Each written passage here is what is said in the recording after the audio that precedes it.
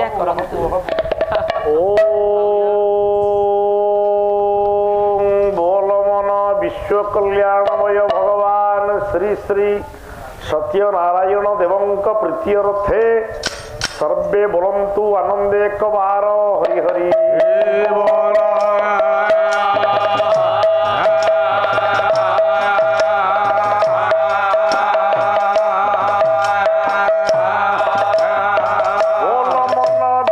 कल्याणमयी भगवती भारती माँ शारदांक प्रीत्यर्थे जगत जननी भगवती प्रीत्यर्थे माँ कालियाई प्रीत्यर्थे सर्वे बोलंतु आनंदे कबार हरि हरि बोल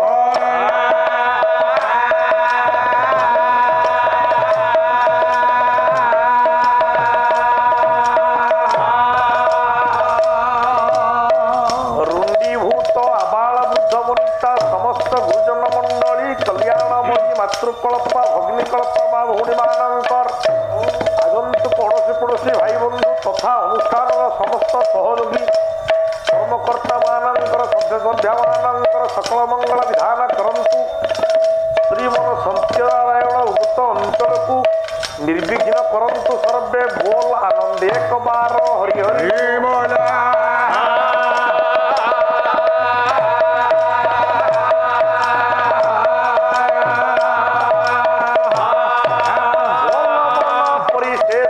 पूर्णानंद एक बार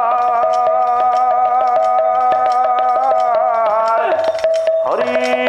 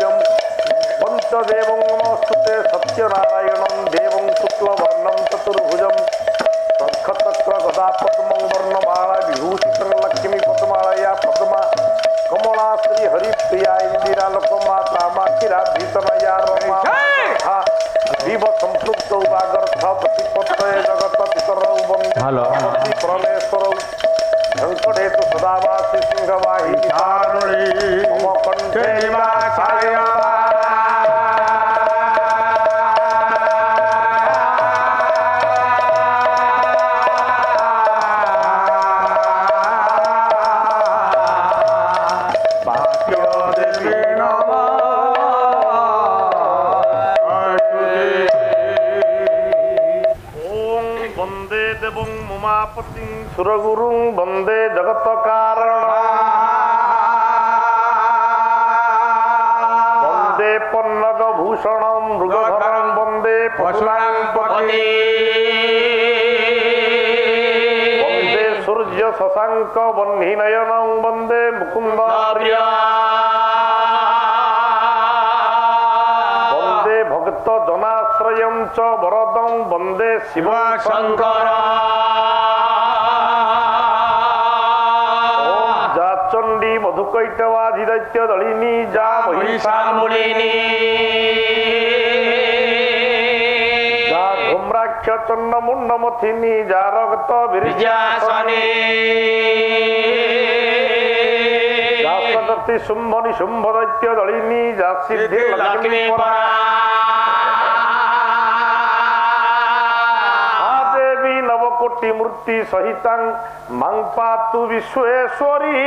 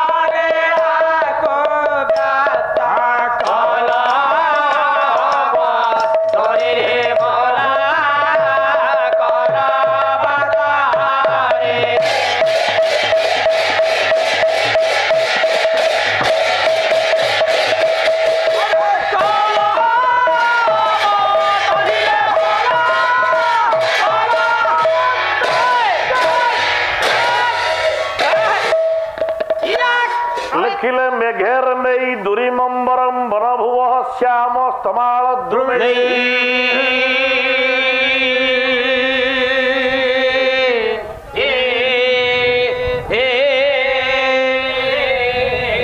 अर्नक्तं भीरुरयं तदीव तमेवं राधे गृहं प्रापय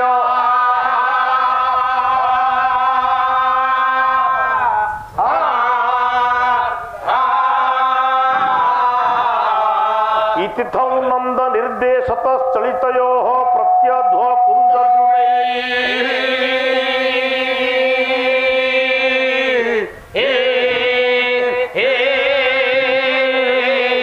अधिराधा माधवयोर जयंती यमुना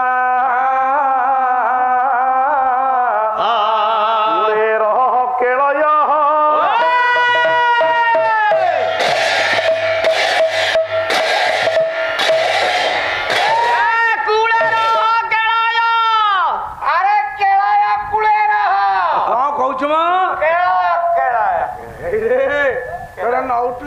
चिलिका कूड़े अच्छो तुम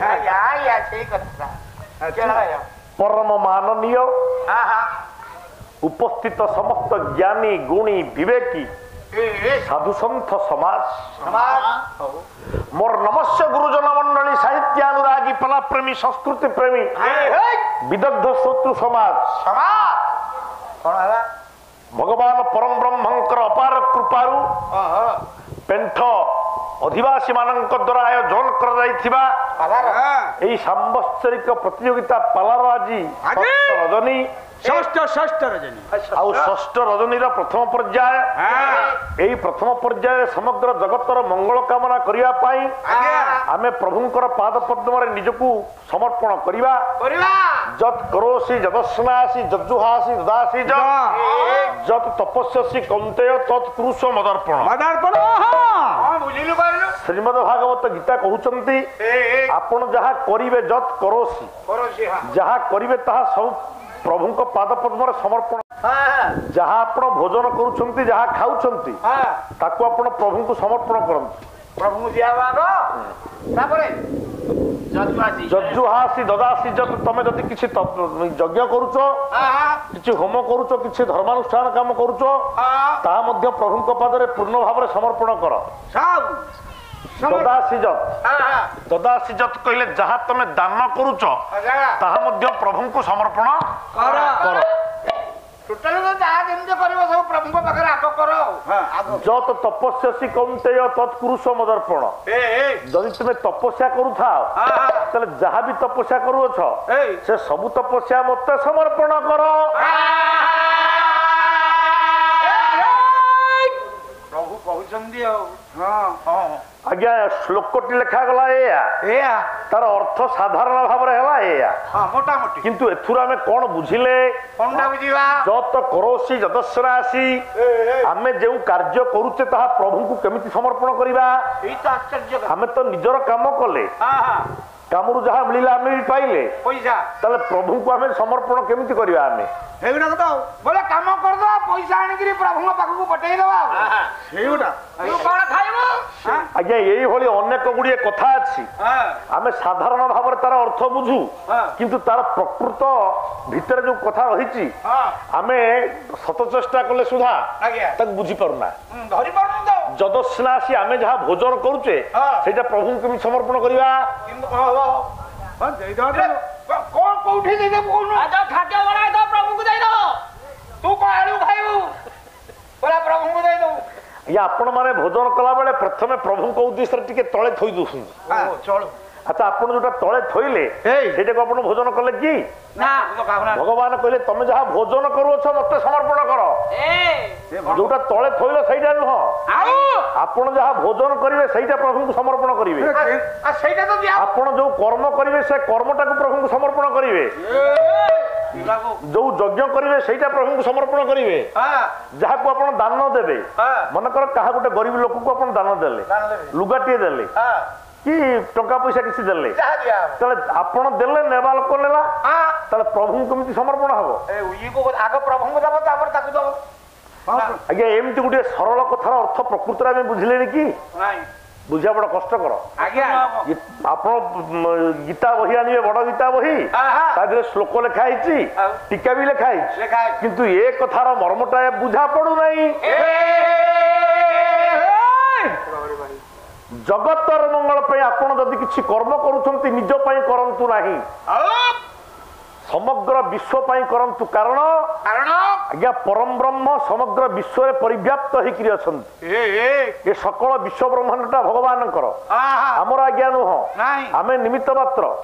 ଆମେ ଯୋଉ କର୍ମ କରୁଛେ ତାହା ଯଦି ଜଗତର ମଙ୍ଗଳ ପାଇଁ ବ୍ୟବହାର ହୁଏ ତାହେଲେ ଆମର ମଙ୍ଗଳ ବି ତା ଭିତରେ ଲୁଚିକିରି ଅଛି। ଯୋଉ କଥା କି ଆପଣଙ୍କର ଭୀମ ଭୋଇ, ସନ୍ଥ ଭୀମ ଭୋଇ ସୁନ୍ଦର ଭାବରେ କହୁଛନ୍ତି। କଣ କହିଲେ? କହିଲେ ପ୍ରାଣୀଙ୍କ ଆରତ ଦୁଃଖ ପ୍ରଣିତା, ଦେଖୁ ଦେଖୁ କେବା ସାହୁ, ମୋ ଜୀବନ ପଛେ ନର୍କେ ପଡ଼ିଥାଉ, ଜଗତ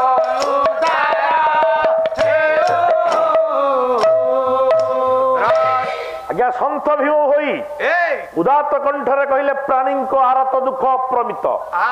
କହିଲେ ଏ ବ୍ରହ୍ମାଣ୍ଡରେ ଯେତେ ପ୍ରାଣୀ ଅଛନ୍ତି ସେମାନେ ଅନେକ ଦୁଃଖ ସହୁଛନ୍ତି। ହେ ପ୍ରଭୁ, ମୁଁ ଆପଣଙ୍କୁ ବିନୀତ ଭାବରେ ଏଇଆ ମାଗୁଛି। କଣ ମାଗୁଛି? ଯେ ମୋ ଜୀବନ ପଛେ ନର୍କେ ପଡିଥାଉ, ଜଗତ ଉଦ୍ଧାର ହଉ। ମତେ ଆପଣ ନର୍କକୁ ଠେଲି ଦିଅନ୍ତୁ, ମନା ନାହିଁ, କିନ୍ତୁ ସମଗ୍ର ଜଗତ ଉଦ୍ଧାର ହଉ। ସମଗ୍ର ଜଗତ ପାଇଁ ପ୍ରାର୍ଥନା କରୁଛନ୍ତି କିଏ? ନା ସନ୍ଥ ଭୀମ ଭୋଇ। ଆଚ୍ଛା ଯଦି ଜଗତ ଉଦ୍ଧାର ହବ, ଯଦି ଜଗତଟା ପ୍ରଭୁଙ୍କ ଦୟାରେ ଉଦ୍ଧାର ହେଇଯିବ, ଆଚ୍ଛା ଭୀମ ଭୋଇ ଉଦ୍ଧାର ହେବେନି କି? ଏ ଜଗତ ଭିତରେ ସେ ଅଛନ୍ତି କି ନାଇଁ? ତାହେଲେ ଜଗତ ଉଦ୍ଧାର ହବ, ଭୀମ ଭୋଇ କଣ ଆଉ ଅନୁଦ୍ଧାର ହେଇକି ରହିବେ? ତେଣୁ ଆପଣ ଯୋଉ କର୍ମ କରୁଛନ୍ତି ସମଗ୍ର ଜଗତର ମଙ୍ଗଳ ପାଇଁ ଯଦି କରିବେ ସେ କର୍ମଟା ଆପେ ଆପେ ହେଇଯିବ ବ୍ରହ୍ମାର୍ପଣ। ଏଇଟା ତାର ଭାବାର୍ଥ। ନାରାୟଣ, ଆପଣ ଯଦି ଭୋଜନ କରୁଅଛନ୍ତି ତାହେଲେ ଆପଣ କାହିଁକି ଭୋଜନ କରିବେ? ନା ଭୋଜନ କଲେ ଦେହଟା ପରିପୁଷ୍ଟ ହବ ବା ଦେହଟା ବଞ୍ଚିବ। ଏ ଦେହଟା ବଞ୍ଚିଲେ ଜଗତର ମଙ୍ଗଳ ପାଇଁ ଆପଣ କିଛି କର୍ମ କରିବେ। ତେଣୁ ଆପଣ ସେଇଥିପାଇଁ ଖାଦ୍ୟ ଖାଇବେ, ଜିହ୍ବା ଲାଳସାକୁ ଚରିତାର୍ଥ କରିବା ପାଇଁ ନୁହଁ, ଇନ୍ଦ୍ରିୟ ଲାଳସାକୁ ଚରିତାର୍ଥ କରିବା ପାଇଁ ନୁହଁ, ଜଗତର ମଙ୍ଗଳ ପାଇଁ ଆପଣ ଜଣେ କର୍ମ ବୀର ହେଇକି ବାହାରିବେ। ସେଥିପାଇଁ ଖାଦ୍ୟ ଦରକାର, ତେଣୁ ଖାଦ୍ୟ ନେବେ। ସେଇଟା ହେଇଗଲା ଆଜ୍ଞା ବ୍ରହ୍ମାର୍ପଣ।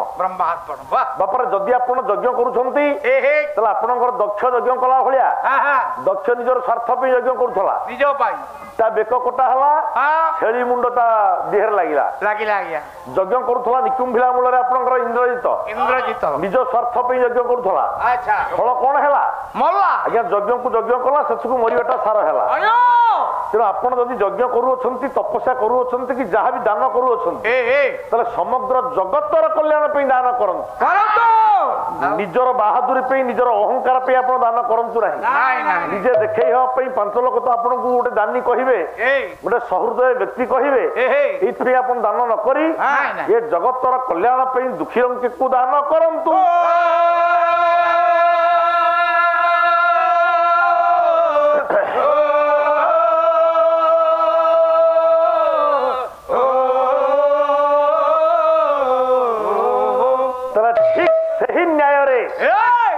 ଆଜିର ଏଇ ପାଲା କାର୍ଯ୍ୟକ୍ରମ ଷଷ୍ଠ ଦିନର ପ୍ରଥମ ଯାହା ପ୍ରଥମ ପର୍ଯ୍ୟାୟର ପାଲା କାର୍ଯ୍ୟକ୍ରମ ବ୍ରହ୍ମାର୍ପିତ ହଉ ପ୍ରଭୁଙ୍କ ପାଦ ପଦ୍ମରେ ସମର୍ପିତ ହଉ ଜଗତର କଲ୍ୟାଣ ପାଇଁ ବିନିଯୋଗ ହଉ ଏତିକି ଆମେ ପ୍ରାର୍ଥନା କରୁଛେ ମହାପ୍ରଭୁଙ୍କୁ ବାବାରେ ଗୋଟିଏ ପଦ ଗାଇଛି ସଙ୍ଗୀତ କବି ହେଲେ ଆପଣଙ୍କର ଅଭିମନ୍ୟୁ ସାମନ୍ତ ସିଂହାର କାବ୍ୟ ହେଲା ଆଜ୍ଞା ବିଦଗ୍ଧ ଚିନ୍ତାମଣି କବି କଣ କହିଲେ ଅପ୍ରାକୃତ ପ୍ରେମ ମୂର୍ତ୍ତି ଜୟ ରାଧା ହରି ଅବ୍ୟକ୍ତ ଲୀଳାକୁ ବ୍ୟକ୍ତ କଲ ଅବତରୀ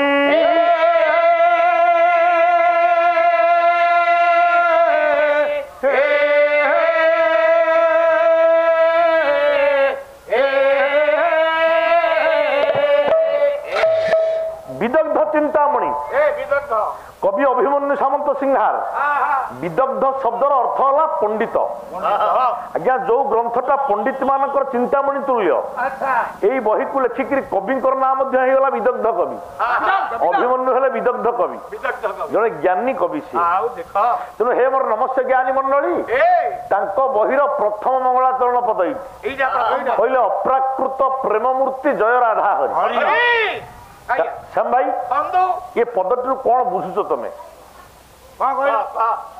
କଣ ବୁଝିବ ଅପ୍ରାକୃତ ତ ଅପ୍ରାକୃତ ଆଉ ପ୍ରେମ ତ ପ୍ରେମ ଆଉ ହରି ତ ହରି ଆଉ କଣଟା ରହିଲା କଣଟା ବାକ୍ୟ ରହୁଛି ମୋର ନମସ୍ୟ ଜ୍ଞାନୀ ମଣ୍ଡଳୀ ଅପ୍ରାକୃତ ଶବ୍ଦର ଅର୍ଥ କଣ ଅପ୍ରାକୃତ ବୋଲେ ଆମେ କଣ ବୁଝିବା ପ୍ରଥମ କଥା ଏଇଟା ପ୍ରଥମ ଶବ୍ଦଟି ଅପ୍ରାକୃତ ଅପ୍ରାକୃତ ପ୍ରେମ ମୂର୍ତ୍ତି ଜୟ ରାଧା ହରି ଅର୍ଥାତ ଯୋଉ ପ୍ରେମ ପ୍ରାକୃତ ନୁହେଁ ଅପ୍ରାକୃତ କଣଟେ ବୁଝିଲୁ ଯୋଉ ପ୍ରେମ ଅପ୍ରାକୃତ ପ୍ରକୃତ ନୁହଁ ଆରେ ପ୍ରକୃତ କଣ ଯୋଉଟା ପ୍ରକୃତ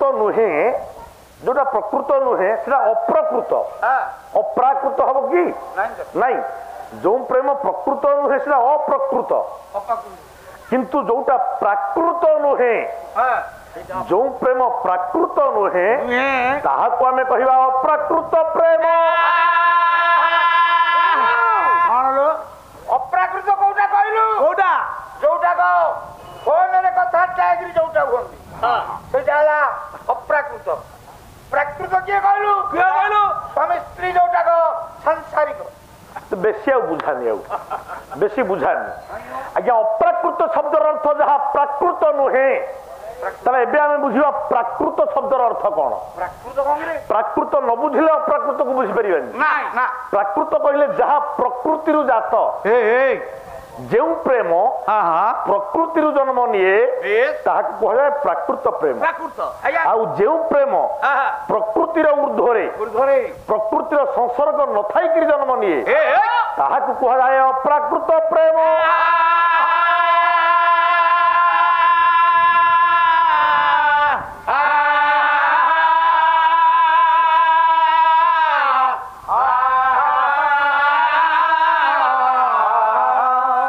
ପ୍ରକୃତି କଣ ତାପରେ ବୁଝିବା ପ୍ରକୃତି କଣ ପ୍ରକୃତି ବୁଝିଲେ ପ୍ରାକୃତ ବୁଝିବା ପ୍ରାକୃତ ବୁଝିଲେ ଯାଇକି ଅପ୍ରାକୃତ ବୁଝିବା ଆଜ୍ଞା ପ୍ରକୃତି ଦୁଇ ପ୍ରକାରର ପରା ଏବଂ ଅପରା ଅପରା ପ୍ରକୃତି କି ଛାଡ ଅପରା ପ୍ରକୃତି କି ବୁଝିବା ବଡ କଷ୍ଟକର ସେ ବ୍ରହ୍ମଙ୍କ ସହିତ ଜଡିତ ପରା ପ୍ରକୃତି 8 ଭାଗରେ ବିଭକ୍ତ 8 ଭାଗରେ ଆଜ୍ଞା ଭୂମିରାପ ନଳବାୟୁ ଖ ମନ ବୁଦ୍ଧିରେ ବଚ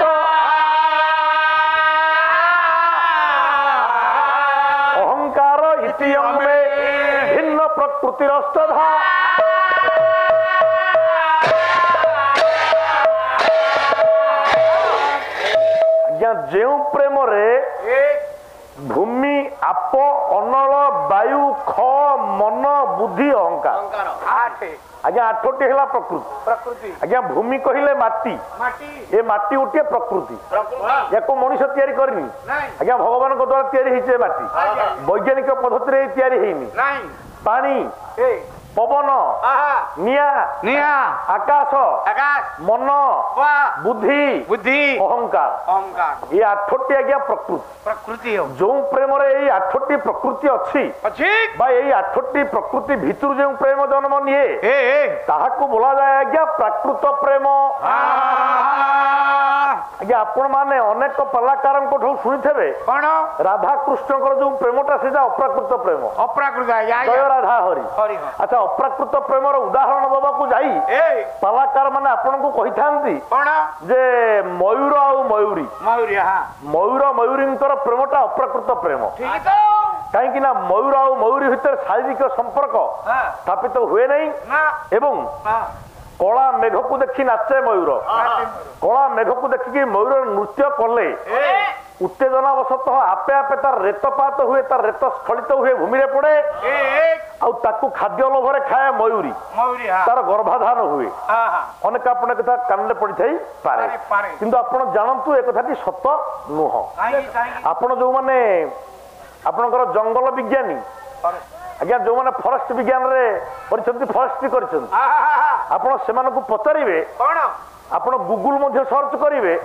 ମୟୂର ମୟୂରୀଙ୍କ ଭିତରେ ଶାରୀରିକ ସମ୍ପର୍କ ହେଇଥାଏ ଆଜି ପର୍ଯ୍ୟନ୍ତ ଯୋଉ କଥା କୁହାହେଇଛି ଯେ ମୟୂର ମୟୂରୀ ଭିତରେ ଶାରୀରିକ ସମ୍ପର୍କ ହୁଏ ନା ଇଏ ଖାଦ୍ୟ ଲୋଭରେ ରେତ ଖାଇକିରି ଅଣ୍ଡା ଦିଏ ମୟୂରୀ ଏଟା ଭୁଲ କଥା ଅନ୍ୟାନ୍ୟ ପକ୍ଷୀ ମାନଙ୍କ ପରି ମୟୂର ମୟୂରୀ ଭିତରେ ମଧ୍ୟ ଶାରୀରିକ ପ୍ରେମ ହେଇଥାଏ ଗଲା ତାପରେ ଆଉ ଗୋଟେ ସମ୍ପର୍କ କେବଳ ଯେ ଶାରୀରିକ ସମ୍ପର୍କ ନହେଲେ ତାକୁ ଆମେ କହିବା ଅପ୍ରାକୃତ ପ୍ରେମ ତା ମଧ୍ୟ ନୁହଁ ଯଦି ଗୋଟିଏ ପୁଅ ଆଉ ଝିଅ ପ୍ରେମ କରୁଛନ୍ତି ଶାରୀରିକ ମିଳନ ହେଇନାହିଁ କିନ୍ତୁ ମନ ଭିତରେ ସିଏ ତାକୁ ଝୁରୁଛି ସିଏ ତାକୁ ଝୁରୁଛି ତାକୁ ମଧ୍ୟ ଆପଣ ଅପ୍ରାକୃତ ପ୍ରେମ କହିପାରିବେନି କାହିଁକି ନା 8ଟି ପ୍ରକୃତି ଭିତରେ ଅଛି ମନ ମାଟି ପାଣି ପବନ ନିଆଁ ଆକାଶ ମନ ବୁଦ୍ଧି ଅହଙ୍କାର ତାହେଲେ ମାନସିକ ସ୍ତରର ଯୋଉ ପ୍ରେମ ତାହା ମଧ୍ୟ ପ୍ରାକୃତ କାରଣ ପ୍ରକୃତିରୁ ସେ ଜନ୍ମ ତାହେଲେ ମନ ବୁଦ୍ଧି ଅହଙ୍କାର ଉର୍ଦ୍ଧ୍ୱରେ ଯୋଉ ପ୍ରେମ ପ୍ରତିଷ୍ଠିତ ହୁଏ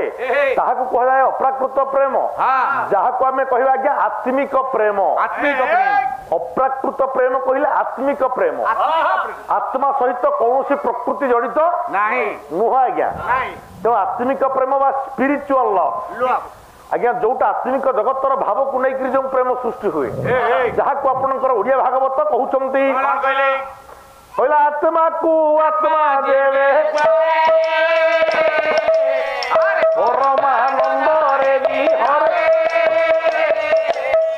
ପରମାନନ୍ଦରେ ବିହରେ ପରମାନନ୍ଦରେ ବିହରେ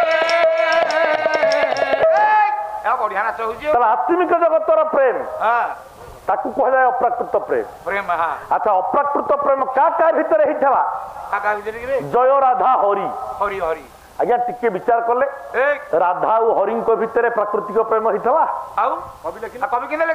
ଆଜ୍ଞା ଯେତେ ମଠ ମନ୍ଦିରରେ ପୂଜା ପାଉଛନ୍ତି କିଏ ପୂଜା ପାଉଛନ୍ତି ରାଧାକୃଷ୍ଣଙ୍କର ଯୁଗଳ ମୂର୍ତ୍ତି ପୂଜା ପାଉଛନ୍ତି ବିଭିନ୍ନ ମଠ ମନ୍ଦିର ମାନଙ୍କରେ ରାଧାକୃଷ୍ଣଙ୍କର ଯୁଗଳ ମୂର୍ତ୍ତି ପୂଜା ପାଉଛନ୍ତି ତେଣୁ ଯଦି କବି ଲେଖିଲେ ତାହେଲେ ସେ ଲେଖିଦେବା କଥା ଯେ ଅପ୍ରାକୃତ ପ୍ରେମ ମୂର୍ତ୍ତି ଜୟ ରାଧାକୃଷ୍ଣ ତାହେଲେ ରାଧାକୃଷ୍ଣ ନ ଲେଖି କବି କହିଲେ ରାଧା ହରି ରାଧାଙ୍କ ସହିତ କୃଷ୍ଣ ନାମ ଯେତିକି ମାତ୍ରାରେ ଯୁକ୍ତ ହରି ନାମଟା ସେତିକି ମାତ୍ରାରେ ଯୁକ୍ତ କି ଟିକେ ବିଚାର କଲେ ତାର କବି ଏଠି ଲେଖିଲେ ଅପ୍ରାକୃତ ପ୍ରେମ ମୂର୍ତ୍ତି ଜୟ ରାଧା ହରି ୟା ପଛରେ ଗୋଟେ ଗୂଢ କାରଣ ଅଛି ସେ କାରଣ ହଉଛି ରାଧାଙ୍କ ସହିତ କୃଷ୍ଣ ନୁହଁ ରାଧାଙ୍କ ସହିତ ହରି ବରଂ ଅଧିକ ମିଳିତ ହେଇପାରିବେ କୃଷ୍ଣ ନୁହନ୍ତି ନା ତାର ଏକମାତ୍ର କାରଣ ରାଧା ବୋଲି କୌଣସି ନାରୀ ଏ ଦେହ ଧାରଣ କରି ରକ୍ତ ମାଂସ ଦେହ ଧାରଣ କରି ଏ ପୃଥିବୀରେ କେବେ ଜନ୍ମ ନେଇ ନଥିଲେ କଣ କହୁଛ ଆଜ୍ଞା ଆପଣଙ୍କର ଯୋଉ ପୁରାଣ ମାନଙ୍କରେ ଲେଖା ହେଇଛି ବୃନ୍ଦାବନରେ ରାସକଳି ହେଲା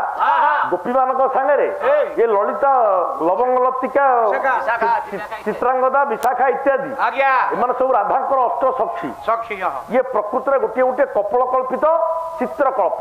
ଆଜ୍ଞା ଆଜ୍ଞା ରାଧା ବୋଲି କୌଣସି ନାରୀ କେବେ ପୃଥିବୀରେ ଜନ୍ମ ନେଇନାହିଁ ମାନବୀ ରୂପରେ। ରାଧା ଗୋଟିଏ ତତ୍ତ୍ୱ ମାତ୍ର।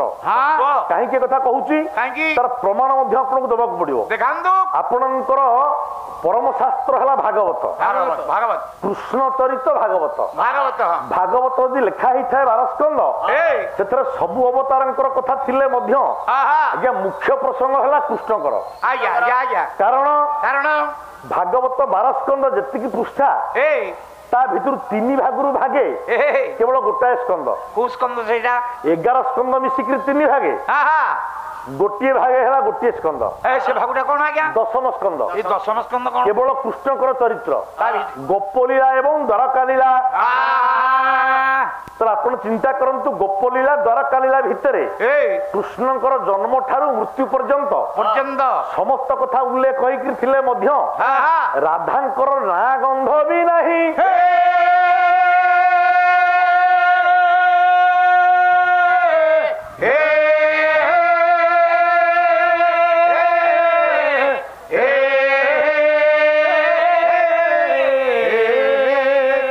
ଆଜ୍ଞା ଭାଗବତ ଭିତରେ ରାଧାଙ୍କ ନାଁ ଅଛି? ଆଜ୍ଞା ଆଉ ଅନ୍ୟ କୋଉ ବହି ଆପଣ ପଢିଥିବେ ନ ପଢିଥିବେ ଭାଗବତ ସମସ୍ତେ ପଢୁଛନ୍ତି ନା? ଭାଗବତ ଭିତରେ କୃଷ୍ଣଙ୍କର ଜନ୍ମ ଠାରୁ ମୃତ୍ୟୁ ପର୍ଯ୍ୟନ୍ତ ସବୁ ଅଛି। କିନ୍ତୁ ରାଧା ତାଙ୍କ ସହିତ ଏତେ ମାତ୍ରାରେ ଜଡିତ ରାଧାଙ୍କ ସହିତ କୃଷ୍ଣଙ୍କର ଜୀବନର ଅଧା କଟି ଯାଇଛି କିନ୍ତୁ ତାଙ୍କର ନାଁ ଗନ୍ଧ ବି ନାହିଁ ତା ଭିତରେ। ଆଚ୍ଛା ଖାଲି କଣ ଆପଣଙ୍କର ଭାଗବତ? ଶ୍ରୀକୃଷ୍ଣଙ୍କର ଚରିତ୍ର ଉପରେ ଆଜ୍ଞା ଗୋଟିଏ ମାତ୍ର ଲୀଳା ଲେଖା ହେଇଛି, ନାଟକ ଲେଖା ହେଇଛି। ଶ୍ରୀକୃଷ୍ଣ ଲୀଳା। କବି ହେଲେ ଗୌରଚରଣ ଅଧିକାରୀ। ଗାଁଟି ହେଲା ଆମ ଗାଁ ପାଖରେ ଲେହେଙ୍ଗ। ଗୌରଚରଣ ଅଧିକାରୀ ଶ୍ରୀକୃଷ୍ଣ ଲୀଳା ଗୋଟିଏ ମାତ୍ର କୃଷ୍ଣ ଲୀଳା ଲେଖିଛନ୍ତି। ଆପଣଙ୍କ ଏପଟେ ପ୍ରଚଳିତ ଅଛି କି ନାହିଁ ମୁଁ ଜାଣିନି। ଆମ ସେପଟେ ସବୁ ନାଚ କରାହଉଛି, ଯେମିତି ରାମ ଲୀଳାରେ କରାହଉଛି ଯାତ୍ରା, ସେମିତି କୃଷ୍ଣ ଲୀଳାକୁ ନେଇକି ମଧ୍ୟ ଯାତ୍ରା କରାହଉଛି ଅନେକ ଜାଗାରେ। ତାହେଲେ ଶ୍ରୀକୃଷ୍ଣ ଲୀଳା ଗ୍ରନ୍ଥଟିରେ ଏମୁଣ୍ଡ ସେମୁଣ୍ଡ ଦେଖିବେ ତା ଭିତରେ ମଧ୍ୟ ରାଧାଙ୍କର ନାମ ଗନ୍ଧ ନାହିଁ।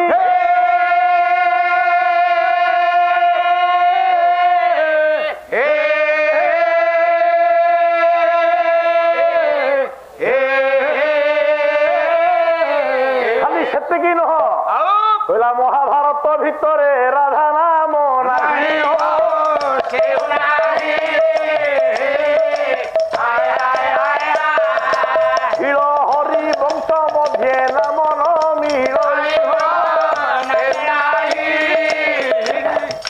ସଂସ୍କୃତ କ୍ଷୀଳ ହରିବଂଶ ଭିତରେ ବି ରାଧା ନାଁ ନାହିଁ। ସଂସ୍କୃତ କ୍ଷୀଳ ହରିବଂଶ ଭିତରେ ରାଧା ନାଁ ନାହିଁ। ମହାଭାରତ ଭିତରେ ରାଧାଙ୍କ ନାଁ ନାହିଁ। ବିଷ୍ଣୁ ପୁରାଣ ଭିତରେ ରାଧାଙ୍କ ନାଁ ନାହିଁ। ବ୍ରହ୍ମ ପୁରାଣ ଭିତରେ ରାଧାଙ୍କ ନାଁ ନାହିଁ। କିନ୍ତୁ କୃଷ୍ଣଙ୍କ ନାଁଟି ସବୁଠି ଅଛି। ଏଇ ଦେଖିଲ ତାହେଲେ ଏଥିରୁ କଣ ପ୍ରମାଣ ମିଳିଲା? ରାଧା ବୋଲି କୌଣସି ନାରୀ କେବେ ପୃଥିବୀରେ ଜନ୍ମ ନେଇ ନାହିଁ।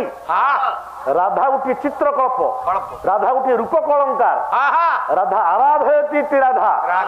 ଭଗବାନ କୃଷ୍ଣଙ୍କୁ ପାଇବା ପାଇଁ ଯୋଉ ଉପାୟ ଅବଲମ୍ବନ କରାଯାଏ ସେଇ ଉପାୟର ଅନ୍ୟ ନାମ ରାଧା।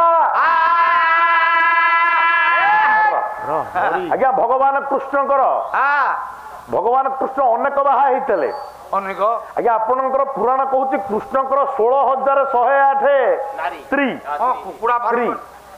ଆଜ୍ଞା ଏ ଗୋପୀ ମାନେ 16,000 ଗୋପୀ ନୁହଁ, ତାଙ୍କୁ ଛାଡିକିରି 16,108 କୃଷ୍ଣଙ୍କର ସ୍ତ୍ରୀ।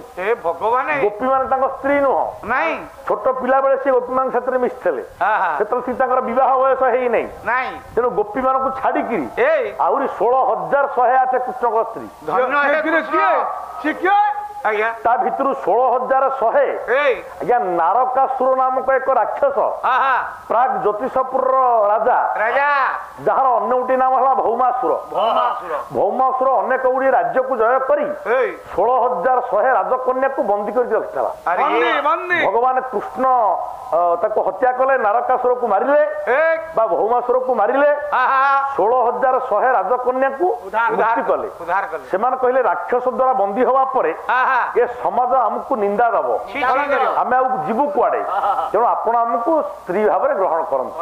ଭଗବାନ କୃଷ୍ଣ 16,100 ସ୍ତ୍ରୀ କି ମାନ୍ୟତା ଦେଲେ, ନିଜର ପତ୍ନୀର ମାନ୍ୟତା ଦେଲେ।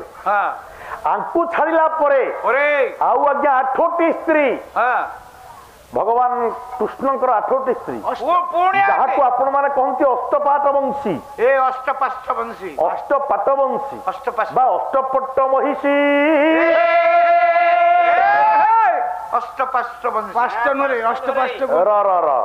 ଆଜ୍ଞା ଏଥିରୁ ପ୍ରଥମ ନାଁଟି ହେଲା ରୁକ୍ମିଣୀ ଭଗବାନ କୃଷ୍ଣଙ୍କର ପ୍ରଥମ ସ୍ତ୍ରୀ ହେଲେ ରୁକ୍ମିଣୀ ଦ୍ୱିତୀୟରେ ଜାମ୍ବବତୀ ତୃତୀୟରେ ସତ୍ୟଭାମା ଚାରିରେ କାଳିନ୍ଦୀ ପାଞ୍ଚରେ ସୁଶୀଳା ଛଅରେ ଶୈବ୍ୟା ସାତରେ ମିତ୍ରବିନ୍ଦା ଆଠରେ ଲକ୍ଷ୍ମଣା ଇଏ ଅଷ୍ଟପାଟ ବଂଶୀ ଆଜ୍ଞା ଭଗବାନ କୃଷ୍ଣଙ୍କର ପତ୍ନୀ ତେଣୁ ହେ ମୋର ନମସ୍ୟ ଜ୍ଞାନୀ ମଣ୍ଡଳୀ ତାହେଲେ ଏଇ ଯୋଉ 8ଟି ଏପଟେ ଆପଣଙ୍କର ଭଗବାନ କୃଷ୍ଣ ଯଦି ହୁଅନ୍ତି ପରମ ବ୍ରହ୍ମ ତାହେଲେ ତାଙ୍କର ପ୍ରକୃତିର ସଂଖ୍ୟା ହେଲା 8 ପ୍ରକୃତିଙ୍କ ସଂଖ୍ୟା 8 କୃଷ୍ଣଙ୍କର ପଟ୍ଟ ମହିଷୀଙ୍କର ସଂଖ୍ୟା ମଧ୍ୟ 8 ଦେଖ ବୁଝିଲ ତେଣୁ ଯେହେତୁ 8ଟି ସ୍ତ୍ରୀ ସିନା ରାମଙ୍କର ପ୍ରକୃତି ହେଲା କିଏ ନା ସୀତା କାରଣ ଜଣେ ବୋଲି ସୀତାଙ୍କୁ ରାମଙ୍କ ସହିତ ଯୋଡ଼ି ଦିଆଗଲା ଉମା ମହେଶ୍ୱର ଶିବ ପାର୍ବତୀ ଆଜ୍ଞା ଇଏ ଜଣେ ଜଣେ ବୋଲି ସିନା ଠାକୁରଙ୍କୁ ଯୋଡ଼ି ଦେଲେ ଜଣେ ହେଲେ ପୁରୁଷ ଜଣେ ହେଲେ ପ୍ରକୃତି ଭଗବାନ କୃଷ୍ଣଙ୍କର ଯୋଉ 8ଟି ପଟ୍ଟ ମହିଷୀ ଏ 8ଟି ପଟ୍ଟ ମହିଷୀ ହଉଛନ୍ତି 8ଟି ପ୍ରକୃତି ପ୍ରକୃତରେ 8ଟି ସ୍ତ୍ରୀ ମଧ୍ୟ କୃଷ୍ଣଙ୍କର ନୁହଁ ନାଇଁ ଆଜ୍ଞା ଇଏ ମଧ୍ୟ ପରିକଳ୍ପନା କେମିତି ୟାର ପ୍ରମାଣ ଦେଖନ୍ତୁ ଆପଣ ମାନେ ଜାଣିଛନ୍ତି କାଳିନ୍ଦୀ ନାମକ ଯୋଉ ଝିଅଟା କାଳିନ୍ଦୀର ପରିଚୟ ଭାଗବତ ଭିତରେ ପରିଷ୍କାର ଭାବରେ ଲେଖା ହେଇଛି ଯେ କାଳନ୍ଦୀଟି ହଉଛି ଆଜ୍ଞା ସୂର୍ଯ୍ୟଙ୍କର କନ୍ୟା ସୂର୍ଯ୍ୟଙ୍କର କନ୍ୟା କାଳନ୍ଦୀ କି ବାହା ହେଲେ କିନା ଭଗବାନ କୃଷ୍ଣ ଆଚ୍ଛା ଯୋଉ କାଳନ୍ଦୀ ହ୍ରଦରେ ଆପଣଙ୍କର କାଳିଅ ନାଗ ବାହାରିଥିଲା ସେ କାଳନ୍ଦୀ କିଏ ନା ଯମୁନା ନଦୀର ଗୋଟେ ହ୍ରଦ ହେଲା ଆଜ୍ଞା କାଳିନ୍ଦୀ ଯମୁନା କିଏ ଯମଙ୍କର ଭଉଣୀ ହେଲା ଯମୁନା ଯମଙ୍କର ଭଉଣୀ ମାନେ ସୂର୍ଯ୍ୟଙ୍କର କନ୍ୟା ତାହେଲେ କାଳିନ୍ଦୀ ଗୋଟିଏ ହ୍ରଦର ନାଁ ହେଲା କାଳିନ୍ଦୀ ବୃନ୍ଦାବନର ଗୋଟେ ହ୍ରଦର ନାଁଟା ହେଲା କାଳିନ୍ଦୀ ତାହେଲେ କୃଷ୍ଣ କଣ ଗୋଟେ ହ୍ରଦକୁ ବାହା ହେଇଥିଲେ ସୂର୍ଯ୍ୟଙ୍କର ଗୋଟେ କନ୍ୟା ଅଛି କାଳିନ୍ଦୀ সেটা কোন মানবী ভলিয়া গোটে ঝিওটা কালিন্দী গোটে হ্রদ বি তাঙ্কর ঝিও কালিন্দী সূর্যঙ্কর গোটাଏ ঝিও ଅଛି ସେ ହେଲା କାଳିନ୍ଦୀ ବାବାର ଯମର ଭଉଣୀ ଯମୁନା ଯମୁନାର ଗୋଟିଏ ଗଣ୍ଡ ହେଲା କାଳିନ୍ଦୀ ତେଣୁ କାଳିନ୍ଦୀର ଅନ୍ୟ ନାମ ମଧ୍ୟ ଯମୁନା ତେଣୁ କାଳିନ୍ଦୀଟି ହେଲା ସୂର୍ଯ୍ୟ କନ୍ୟା ସେଟା ମାନବୀ ନୁହଁ ସେଟା ଗୋଟେ ହ୍ରଦ ତାହେଲେ ଭଗବାନ କୃଷ୍ଣ କଣ ଗୋଟେ ହ୍ରଦକୁ ବାହା ହେବେ ଇଏ ମଧ୍ୟ ପରିକଳ୍ପନା ଇଏ ମଧ୍ୟ ଚିତ୍ରକଳ୍ପ ଆଚ୍ଛା ଆଉ ଗୋଟେ ହେଲା ଜାମ୍ବବତୀ କିଏ ସେ ଭଲ୍ଲୁକ ରାଜ ଜାମ୍ବବାନ କନ୍ୟା ଜାମ୍ବବତୀ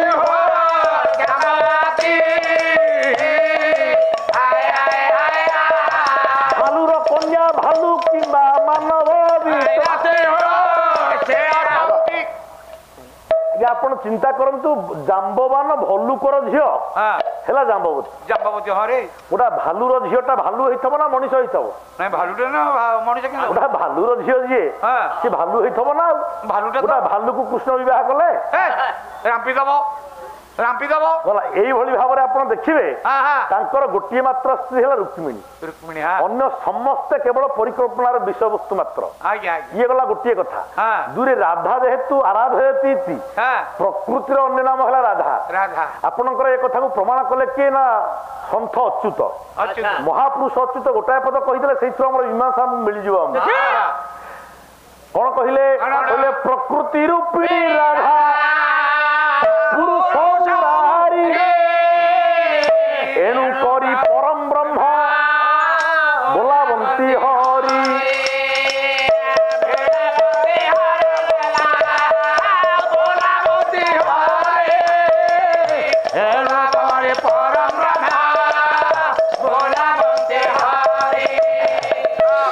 হরি শব্দর অর্থ কোন হরি কহিলে কৃষ্ণ নুহ হরি কহিলে স্বয়ং পরম ব্রহ্ম ব্রহ্ম যে অনির্বচনীয় যে রূপহীন যে নিরাকার কৃষ্ণ হলে সাকার কৃষ্ণ জন্ম নেইଥିଲେ রক্ত মাংস দেহ ধারণ করিকি মা পেটুর জন্ম হয়েছিল আমরি ভলিয়া আকাশে উদে নিশা কর গোবিন্দ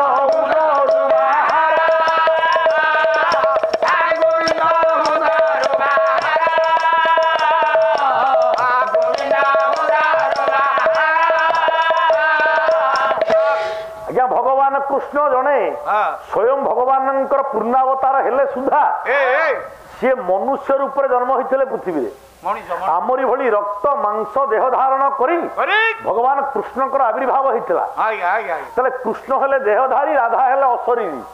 ତେଣୁ ଏ କଥାକୁ ବିଚାର କରି ପଣ୍ଡିତ ବିଦଗ୍ଧ କବି ଅଭିମନ୍ୟୁ ରାଧାଙ୍କ ସାଥିରେ କୃଷ୍ଣ ନାଁକୁ ନ ଯୋଡ଼ି ରାଧାଙ୍କ ସହିତ ହରିନାମକୁ ଯୋଡ଼ିଦେଲେ ଏବଂ ଭୂତ ରାଧା ଆଉ ହରି ରାଧା ଆଉ କୃଷ୍ଣ ରାଧା ଆଉ ହରି ଅପ୍ରାକୃତ ପ୍ରେମର ନିଦର୍ଶନ ଅଦ୍ୟ ଷଷ୍ଠ ରଜନୀର ପ୍ରଥମ ପର୍ଯ୍ୟାୟରେ ରୁଣ୍ଡୀଭୂତ ପଣ୍ଡିତ ଜ୍ଞାନୀ ମହୋଦୟ ମାନଙ୍କର ପଡ଼ୋଶୀ ପଡ଼ୋଶୀ ଭାଇ ବନ୍ଧୁ ମାନଙ୍କର ସମସ୍ତ ଅଞ୍ଚଳବାସୀ କବି କଳାକାର ମାନଙ୍କର ଏ ପାଲାରେ ସହଯୋଗ କରୁଥିବା ସମସ୍ତ ଟେଣ୍ଟ ଲାଇଟ୍ ମାଇକ୍ ରୋଷେଇ ଭାଇ ମାନଙ୍କର ଏବଂ ଆମର ଯୋଉ ସାମ୍ବାଦିକ ଭାଇ ମାନେ କ୍ୟାସେଟ କରୁଛନ୍ତି ଚ୍ୟାନେଲ ଭାଇ ମାନେ ସେମାନଙ୍କର ମଧ୍ୟ ସେଇ ମହାପ୍ରଭୁ ସକଳ ମଙ୍ଗଳ ବିଧାନ କରନ୍ତୁ ସର୍ବାରିଷ୍ଟ ଖଣ୍ଡନ କରନ୍ତୁ ପ୍ରଭୁ ଆଗାମୀ ଦିନ ଗୁଡିକ ଆନନ୍ଦମୟ କରନ୍ତୁ ସର୍ବେ ବୋଲନ୍ତୁ ଆନନ୍ଦ ଏକବାର ହରି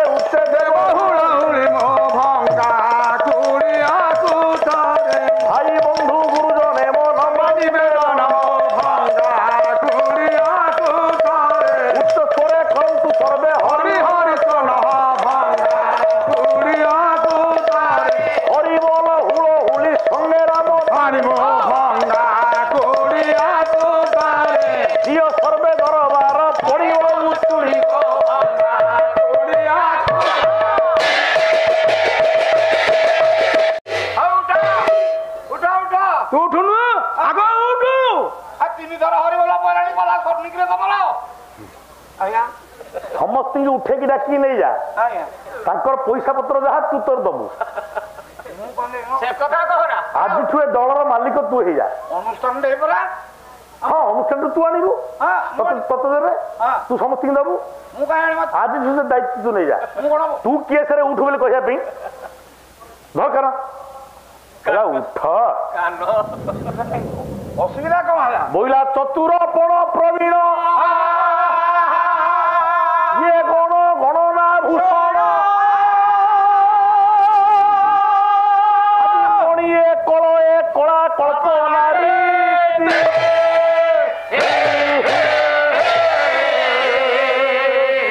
ताप आपगा तरणे राति राति तरणे विदर्भ वसुधा पूर्ण सुधा विधि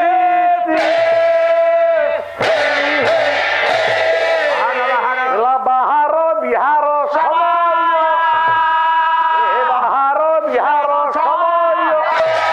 अभी अद्यंत पुरे कला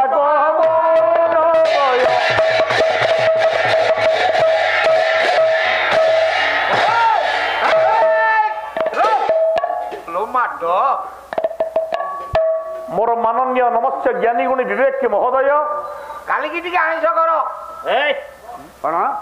ओडिशार जड़े मूर्धन्य कवि आपणकर उत्कल घंट जदुमणि महापात्र गोटे काव्य जार नाती प्रबंध पूर्णचंद्र बढ़िया कथा तारी भितरू ଭିତରୁ आपणको भेटी देछि मात्र गोटिए पद ଗୋଟିଏ गोटिए पद अर्थ करिया पूर्वरु ଏଇ मो सार गोटिए प्रश्न पचारिथिले मु सेटा गोटिए उत्तर माने किछि तक आलोचना करिया पि चाहू ହେଲା ହେଲା କଣ सारंकर कहिवार उद्देश्य थिला ପ୍ରଶ୍ନ जे देह तो मरी जाए ମରିଯାଏ प्राणी माने मला पर देह तो मरी जाए देह पोड़ा ही जाए किंबा पोता ही जाए ଆଜ୍ଞା किंतु जो पंच महाभूत रे देह तैयारी ହଁ ये पंच महाभूत मरंती ना अमर ही रहंती अच्छा ଠିକ ସେଉ ଗୋଟାକ ହଁ ସେଉ ଗୋଟାକ यह एक गुरुत्वपूर्ण प्रश्न ହଁ ହଁ ये छोटिया कथा नुही ହଉ ଯାଇ କଥା ନା କଣ हे मोर नमस्ते ज्ञानी मंडली ଆଜ୍ଞା केवल आज्ञा ब्रह्म को छाड़िला परे ଏଇ ये ब्रह्मांड रे समस्तिंकर मृत्यु अछि ମୃତ୍ୟୁ ଅଛି सूर्य चंद्र नक्षत्र ग्रह ग्रहाणु पुंज ये समस्त जन्म नहीं निश्चित भाव मरिबे निश्चित भाव କଣ କହୁଛ ଏ ମରିବେ आपणकर ओडिया भागवत कहिले ଏଇ कौन कहिले କଣ बोले संसारे जते नद नदी प्रवाहे मिलंती जलधि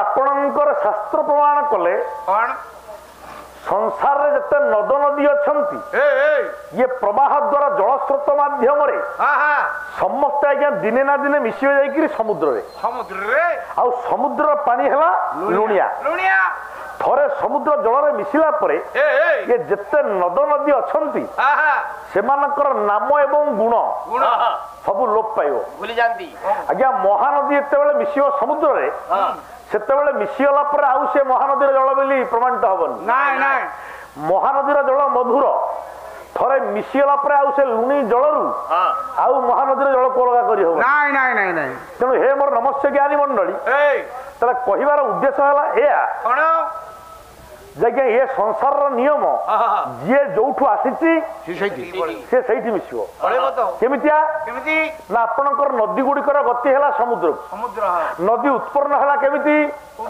समुद्र जल गुड़िक बाष्पीकरण है सूर्यंकर किरण माध्यम जल बाष्पीकरण है आकाश रे घनीभूत होकर बादल है अधिक घनीभूत हबारु बादल गुड़िक वर्षा करेला आउ वर्षा हबारु नदी नाल माध्यम से जल गुड़िक पुणी जाई समुद्र रे पड़िला ये है जल चक्र तले जे जोठु आसीची से सेठी दिन जीव आमे जते प्राणी अच्छे मनुष्य इत्यादि प्राणी माने आमे जोठु आछे आमे सेठी पहुंचीबा आपणकर गोटे पद मन पड़े चंद्रभागारू राधानाथंकर लेखा कौन कहले मिसी जाए प्रभाती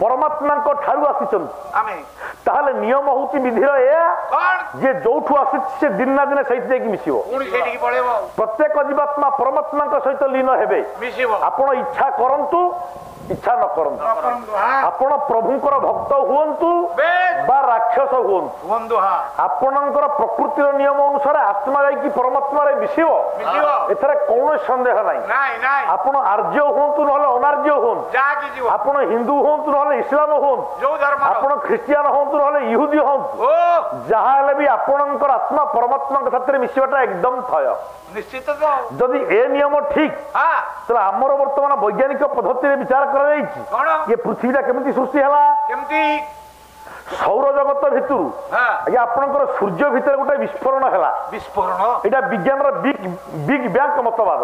ଆଚ୍ଛା ଆଚ୍ଛା ସୂର୍ଯ୍ୟ ଭିତରେ ଗୋଟେ ବଡ ବିସ୍ଫୋରଣ ହେଲା। ଆଚ୍ଛା ସେ ବିସ୍ଫୋରଣ ମାଧ୍ୟମରେ ସୂର୍ଯ୍ୟରୁ ଅନେକ ଗୁଡ଼ିଏ ଗ୍ରହ ବାହାରି ପଡ଼ିଲେ। ଏ ଦେଖ ଛିଟିକି ଗଲେ। ସେଇ ଗ୍ରହ ଗୁଡ଼ିକ କ୍ରମେ ଥଣ୍ଡା ହେଇକିରି ଆଜି ଆମେ ପୃଥିବୀ ବୁଧ ଶୁକ୍ର ପୃଥିବୀ ମଙ୍ଗଳ ବୃହସ୍ପତି ୟୁରେନସ୍ ନେପଚୁନ ପ୍ଲୁଟୋ ଏଇଭଳି ଆଜ୍ଞା ପ୍ଲୁଟୋକୁ ଆଉ ଗ୍ରହ ଆକାରରେ ନିଆ ହଉନି। ସେ ବଦଳିଗଲାଣି ନିୟମ। ଆମେ ପିଲାବେଳେ ପଢିଥିଲୁ ସେଇଟା।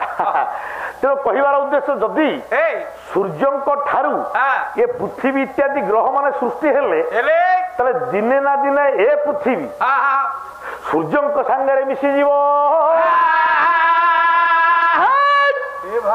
ଯୋଉ ଦିନ ପୃଥିବୀ ଇତ୍ୟାଦି ଗ୍ରହ ମାନେ ସୂର୍ଯ୍ୟଙ୍କ ସାଙ୍ଗରେ ମିଶିବେ ତାକୁ କୁହାଯିବ ସୌର ପ୍ରଳୟ। ସୌର ପ୍ରଳୟ ଆଜ୍ଞା ସୌର ପ୍ରଳୟ ତାକୁ କୁହାଯିବ। ଦିନ ନା ଦିନ ଏଇଟା ହବ। ଆଚ୍ଛା ଆପଣଙ୍କର ପ୍ରଳୟର ନିୟମ କହୁଛି କଣ? ପୃଥିବୀ ହେଇଯିବ ଜଳାର୍ଣ୍ଣବ। ପ୍ରଳୟ ସମୟରେ ପୃଥିବୀ ହବ ଜଳାର୍ଣ୍ଣବ। ପାଣି ଭିତରେ ବୁଡିକି ରହିବ ପୃଥିବୀ। ଆଚ୍ଛା କାହିଁକି ଏମିତି ହେଲା ନା ଆପଣଙ୍କର ବୈଦିକ ନିୟମ ଅନୁସାରେ ଯେତେବେଳେ ପ୍ରକୃତି ଗୁଡିକ ସୃଷ୍ଟି ହେଲେ ସେତେବେଳେ କେମିତି ସୃଷ୍ଟି ହେଲେ ନା ପ୍ରଥମେ ବ୍ରହ୍ମଙ୍କ ଠାରୁ ସୃଷ୍ଟି ହେଲା ଆକାଶ। ଆକାଶାତ ବାୟୁ ବାୟୋରଗ୍ନି ରଗ୍ନେ ରାପ ରାପାତ ପୃଥ୍ୱୀ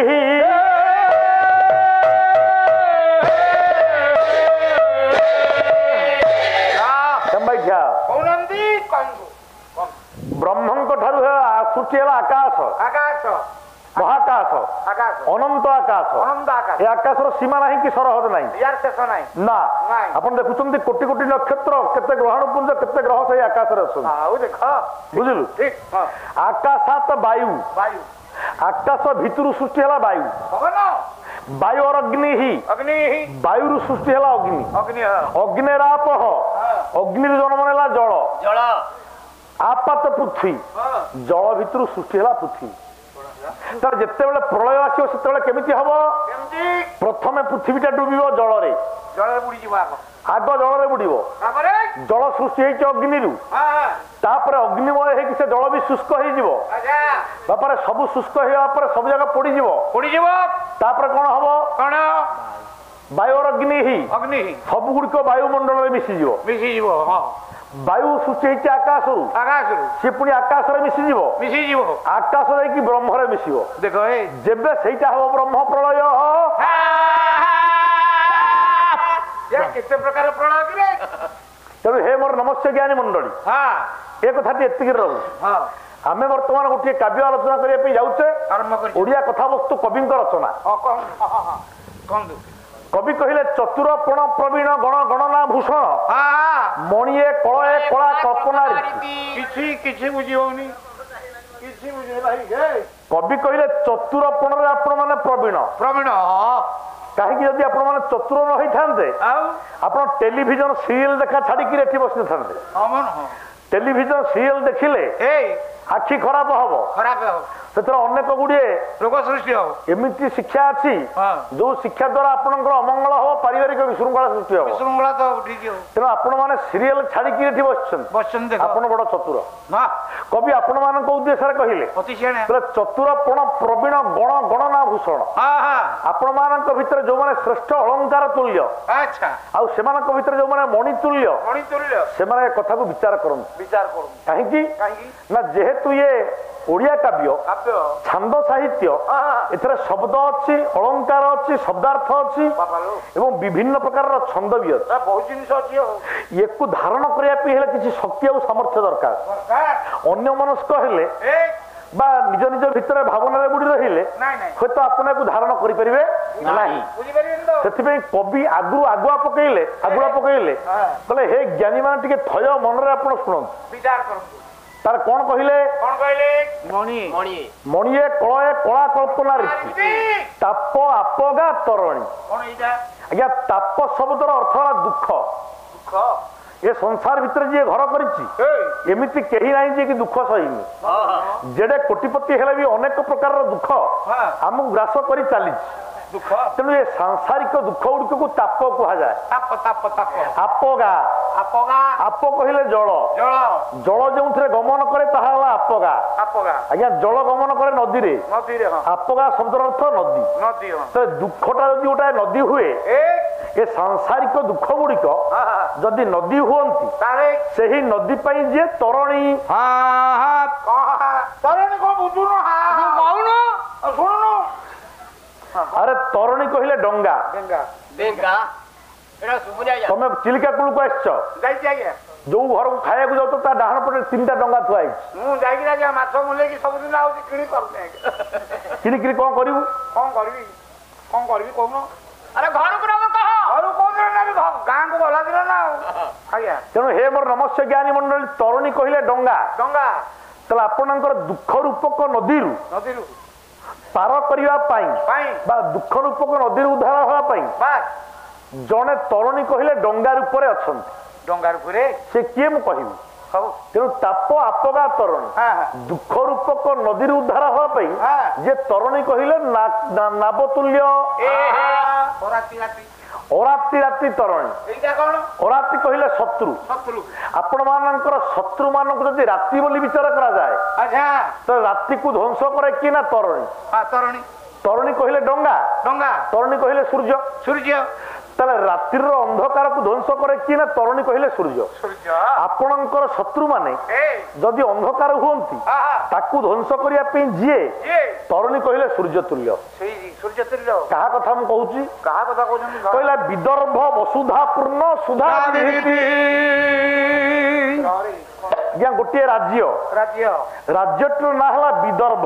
ବିଦର୍ଭ ବସୁଧା ବସୁଧା ବସୁଧା କହିଲେ ମାଟି ପୃଥିବୀ ବା ରାଜ୍ୟ। ଆଜ୍ଞା ବିଦର୍ଭ ନାମକ ରାଜ୍ୟର ସୁଧା ଦିଧିତି ସୁଧା ଦିଧିତି ଦିଧିତି କହିଲେ କିରଣ କିରଣ ସୁଧା କହିଲେ ଅମୃତ ଅମୃତ ଅମୃତମୟ କିରଣ କାହାର ନା ଚନ୍ଦ୍ରଙ୍କର ଚନ୍ଦ୍ର ଅର୍ଥାତ ବିଦର୍ଭ ରାଜ୍ୟର ଯିଏ ଚନ୍ଦ୍ରମା ତୁଲ୍ୟ ବଢିଆ ଯିଏ ଦୁଃଖୀ ଜନ ମାନଙ୍କର ଦୁଃଖକୁ ଉଦ୍ଧାର କରିବା ପାଇଁ ନୌକା ତୁଲ୍ୟ ଡଙ୍ଗା ତୁଲ୍ୟ ଯିଏ ଶତ୍ରୁ ମାନଙ୍କ ରୂପକ ଅନ୍ଧକାରକୁ ଧ୍ୱଂସ କରିବା ପାଇଁ ସୂର୍ଯ୍ୟ ତୁଲ୍ୟ ସେଇ ସିଏ କିଏ? ଆଉ ଗୋଟିଏ ଶ୍ଲୋକ ଗାଇବି। ଆଠଗଡର ରାଜା ବିଶ୍ୱନାଥ ବର୍ମଣ ଲେଖିଛନ୍ତି। ବର୍ମଣ ବାପାରେ କଣ କଣ କହିଲେ ଶ୍ରୀର ପ୍ରଜା ରଞ୍ଜନ ଲବ୍ଧ ବର୍ଣ୍ଣ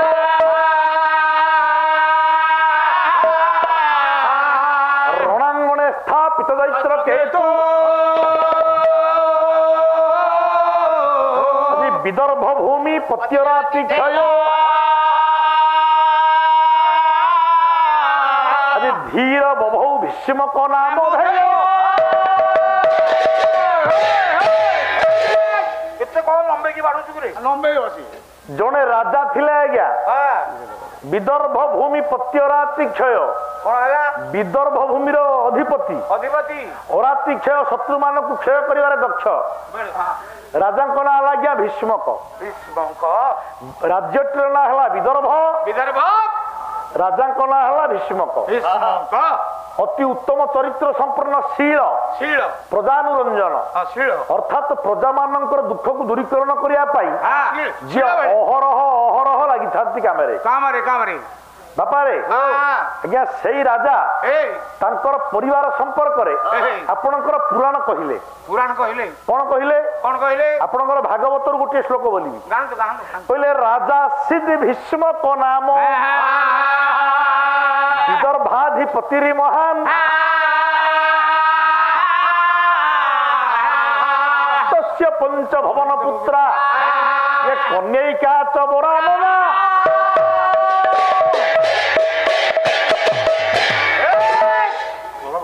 ଆଜ୍ଞା ରାଜ୍ୟଟି ନାଁ ହେଲା ବିଦର୍ଭ ରାଜାଙ୍କ ନାଁ ହେଲା ଭୀଷ୍ମକ। ଏଇ ଭୀଷ୍ମଙ୍କର 5ଟି କନ୍ୟା ଥିଲେ ତସ୍ୟ ପଞ୍ଚ ଭବନ ପୁତ୍ରା କନ୍ୟୈକା ଭୁଲ କହିଲି 5ଟି ପୁଅ ଥିଲେ 5ଟି ପୁଅ ଥିଲେ ଆଜ୍ଞା ଗୋଟିଏ ମାତ୍ର ଝିଅ ଥିଲା। ଗୋଟିଏ ଝିଅ 5ଟା ପୁଅ ଗୋଟିଏ ଝିଅ 5ଟି ପୁଅ ରାଜାଙ୍କର ଗୋଟିଏ ମାତ୍ର ଝିଅ। ଏ 5ଟି ପୁଅଙ୍କର ନାଁ କଣ ଆଜ୍ଞା ଏ ଝିଅଟିର ନାଁ କଣ ଆଜ୍ଞା କହିଲେ ରୁକୁମାଗ୍ରଜ ରୁକୁମ ରଥ ରୁକୁମ ବାହୁ ଅନନ୍ତର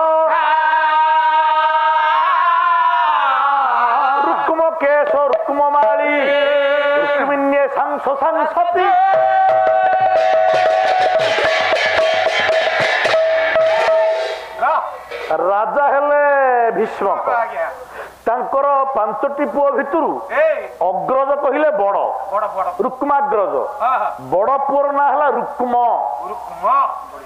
ବୁଝିଲୁ ତା ତଳ ପୁଅ ନା ରୁକ୍ମ ରଥ ତା ତଳ ପୁଅ ହେଲା ରୁକ୍ମ ବାହୁ ତା ତଳ ପୁଅ ରୁକ୍ମ କେଶ ତା ତଳ ପୁଅ ରୁକ୍ମ ମାଳି ଏଇଭଳି ଭାବରେ 5ଟି ପୁଅ ଗୋଟିଏ ମାତ୍ର ଝିଅ ଝିଅଟିର ନାମ ହେଲା ରୁକ୍ମିଣୀ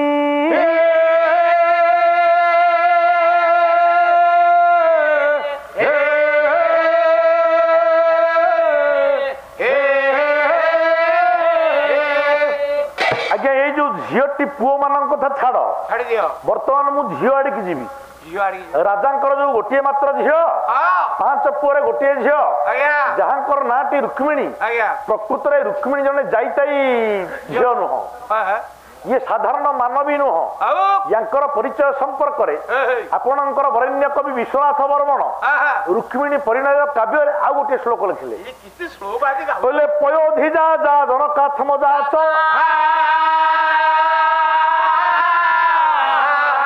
ଶ୍ରୀବତ୍ସ ବକ୍ଷସ୍ୟ ଘନାଭ ବକ୍ଷେ ନିଷ୍କମ୍ପ ସମ୍ପଦ ନିଶା ପ୍ରସନ୍ନା ଆଜି କାଳେ କିୟତସ୍ୟ ଗତେ ମହିଷା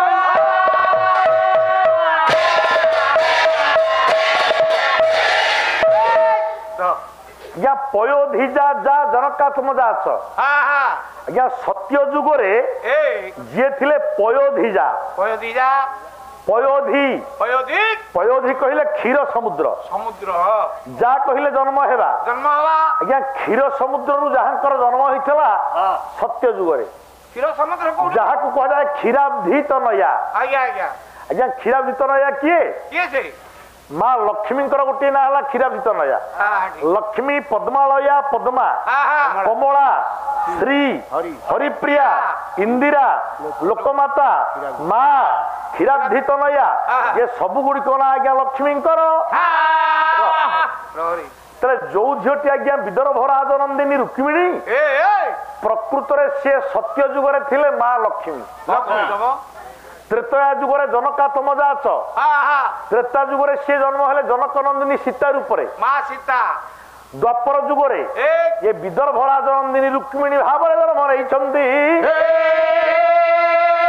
ଏ ରୁକ୍ମିଣୀ ହଉଛନ୍ତି ସ୍ୱୟଂ ମା ମହାଲକ୍ଷ୍ମୀ ହେ ମୋର ନମସ୍ୟ ଜ୍ଞାନୀ ଗୁଣୀ ବିବେକୀ ମହୋଦୟ ସେଇ ମାଙ୍କର ସମ୍ପର୍କରେ ମୁଁ ଆଜି କହିବା ପାଇଁ ଯାଉଛି ଆଚ୍ଛା ଏଇଠି ଗୋଟେ ବଡ ଦ୍ୱନ୍ଦ୍ୱ କପିଳା ଭାଇ ମୁଁ ଯୋଉଟା ବୁଝିପାରୁନି ତମକୁ ପଚାରୁଛି ତମକୁ ପ୍ରଶ୍ନ ପଚାରୁନି ଆଜ୍ଞା ଆଜ୍ଞା ମୋର ପ୍ରମୋଦ ଭାଇ ତାଙ୍କର ଆଉ ଗୋଟିଏ ନାଁ ହେଲା କପିଳା ଭାଇ ଆମେ ଅତି ସ୍ନେହରେ କପିଳା ଭାଇ ବୋଲି ଡାକୁ ତେଣୁ ଆଜ୍ଞା ମାନେ ରାଜାଙ୍କ ନାଁଟା ଲେଖା ହେଇଛି ପୁରାଣରେ ରାଜା ହେଲେ ଭୀଷ୍ମକ ତାଙ୍କର ପୁଅ ମାନଙ୍କର ନାଁ ଲେଖା ହେଇଛି ତାଙ୍କ ଝିଅ ନାଁ ବି ଲେଖା ହେଇଛି କିନ୍ତୁ ଆଜ୍ଞା ରାଜାଙ୍କ ରାଣୀ ନାଁଟା ଲେଖା ହେଇନି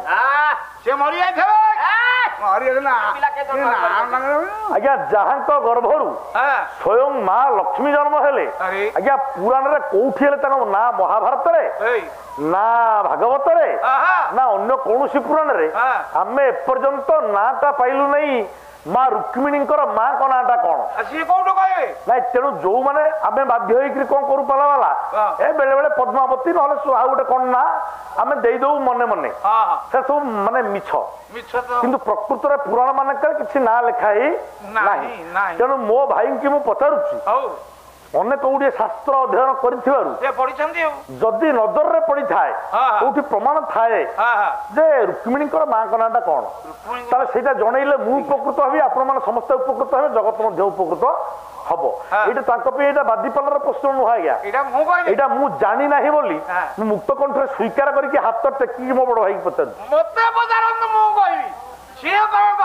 କଣ ହେଲା କଣ କହିଲି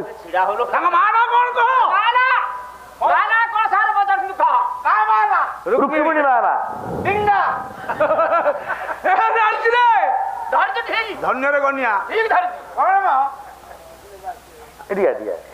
আর তুই তো কহিলু সাহস করি আসি তোতে পুরস্কার দেবি পুরস্কার দেবি সেটা রুক্মিণী না উকুণী ଆରେ ଉଙ୍କୁଣିର ମା ଡିଙ୍ଗା ସାଉଣ୍ଡଟା ହାଉଲିଂ ହଉଛି ତ କ୍ଲିୟର ଆସୁନି କାନ ମୂର୍ଖ କୋଉଠିକାର ଆଜ୍ଞା ଗଣନା କରଲା ତାହେଲେ କହିବାର ଉଦ୍ଦେଶ୍ୟ ଆଜ୍ଞା ଯାହା ବି ହଉ ତାଙ୍କ ମାଙ୍କ ନାଁ ଯାହା ବି ହଉ କିଛି ଯାଏ ଆସେ ନାହିଁ କେବଳ ପୁରାଣ ଏତିକି କହିଛି ଯେ ଭୀଷ୍ମକ ରାଜ ନନ୍ଦିନୀ ରୁକ୍ମିଣୀ ତାଙ୍କର 5 ଗୋଟି ଭାଇ ଏଇ ହେଲା କଥା ଆଚ୍ଛା ରାଜା ଭୀଷ୍ମକ ଦିନେ ବସନ୍ତ ଋତୁରେ ଇଚ୍ଛା କଲେ ଟିକେ ରାଜୋଦ୍ୟାନରେ ବୁଲିବେ ରାଜୋଦ୍ୟାନରେ ଭ୍ରମଣ କରିବେ କାହିଁକି ନା ଋତୁରାଜ ବସନ୍ତର ଆଗମନରେ ଚତୁର୍ଦିଗ ମହକିତ ହେଇଛି ସୁରଭିତ ହେଇଛି ବୃକ୍ଷମାନେ ନବପଲ୍ଲବିତ ହେଇଛନ୍ତି ବାପାରେ ଗୋଟାଏ ପଦ ମନେ ପଡେ ଆପଣଙ୍କର ବରେଣ୍ୟ କବି ଗଙ୍ଗାଧର ମେହେର କୀତକବୋଧ କାବ୍ୟ ଦୀପଦ ଗାଇବା କଣ କହିଲେ ବସନ୍ତ ଋତୁ କେମିତି ଆସିଲା କହିଲା ବସନ୍ତ ବିଜୟ ବାରତା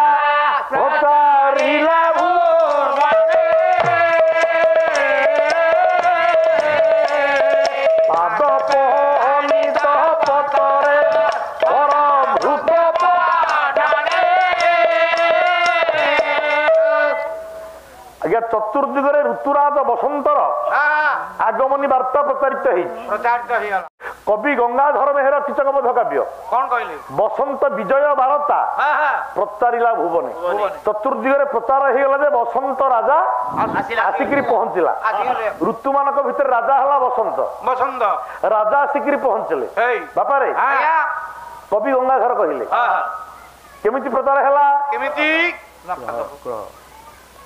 ବସନ୍ତ ବିଜୟ ବାରତା ପ୍ରଚାରିଲା ଭୁବନେ ପାଦପ ଆନିତ ପତରେ ପରଭୂତ ପଠନ ଆପଣଙ୍କର ଯଦି ଆପଣଙ୍କ ଅଞ୍ଚଳକୁ ଯଦି ମନ୍ତ୍ରୀ କିମ୍ବା ମୁଖ୍ୟମନ୍ତ୍ରୀ ବା ସାଂସଦ ଆସିକିରି ପହଞ୍ଚିବେ କିଏ ଆସିକି ପହଞ୍ଚିବେ ତାହେଲେ ପ୍ରଥମେ ବାର୍ତ୍ତାଟା ଖବରଟା ପ୍ରଚାରିତ ହବ କାହା ମାଧ୍ୟମରେ ନା ଖବର କାଗଜ ମାଧ୍ୟମରେ ଆଜ୍ଞା ଆଜ୍ଞା ପେପର ମାଧ୍ୟମରେ ପେପର କହିଲେ ଓଡିଆରେ ହେଲା ପତ୍ର ତାହେଲେ ବସନ୍ତ ରାଜା ଆସିଲା ବୋଲି ସମସ୍ତେ ଜାଣିଲେ କେମିତି କେମିତି ନା ପତ୍ର ମାଧ୍ୟମରେ କୋଉ ପତ୍ର ମାଧ୍ୟମରେ ଗଛରେ ନୂଆ କଅଁଳିଆ ପତ୍ର ସୃଷ୍ଟି ହେଲା ଏଇ ଦେଖରେ ଗଛ ମାନଙ୍କର ପତ୍ର କଅଁଳିଲା କବି କହିଲେ ପତ୍ର କଅଁଳିଲାନି ଆଉ ବର୍ତ୍ତମାନ ପତ୍ର ଦ୍ଵାରା ପ୍ରଚାରିତ ହେଲା ଯେ ବସନ୍ତ ଆସିଲା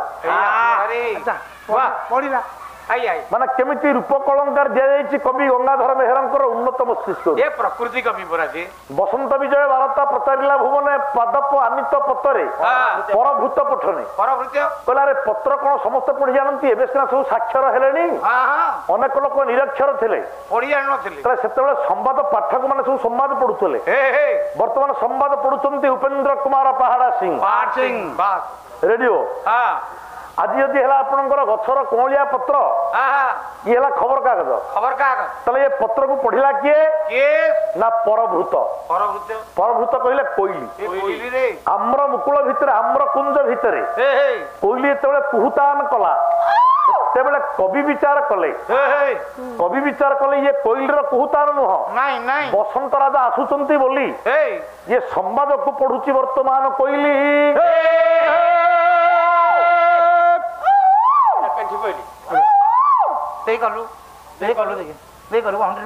ଆରେ କୋଉ କୋଇଲି ନୁହ ଇଏ ବେଙ୍ଗ ଏକୁ ସାପ ଅଧା ଗିଳିଛି ତେଣୁ ଇଏ କେ ହଉଛି ମୁଁ ବେଙ୍ଗ ଆରେ ଖାଲି ବେଙ୍ଗ ନୁହ ସାପ ଦ୍ଵାରା ଅର୍ଦ୍ଧ ଗିଳା ହେଇଥିବା ବେଙ୍ଗ ଦେଖି ତମେ କଲ ଦେଖି କେମିତି କରୁଛ କୋଇଲି ହଉ ଶୁଣୁ ତାହେଲେ ହେ ମୋର ନମସ୍ୟ ଜ୍ଞାନୀ ମଣ୍ଡଳୀ ତାହେଲେ କଥା ରହିଲା କୋଉଠି ନା ଯଦି ବସନ୍ତ ଋତୁ ଆସିଲା ବୋଲି ଖବରଟାକୁ ପଢିଲା କିଏ ନା କୋଇଲି ଆଚ୍ଛା ଏକୁ ଶୁଣିଲା କିଏ ଇଏ ବସନ୍ତ ରାଜା ଆସୁଛନ୍ତି ବୋଲି ଏ ଖବରଟା ଆଜ୍ଞା ଜଣଙ୍କ କାନରେ ପଡିଲା କହିଲା ଗ୍ରହ ରାଜ କର୍ଣ୍ଣେ ପଡିଲା ଋତୁ ସମ୍ରାଟ ଭାଷା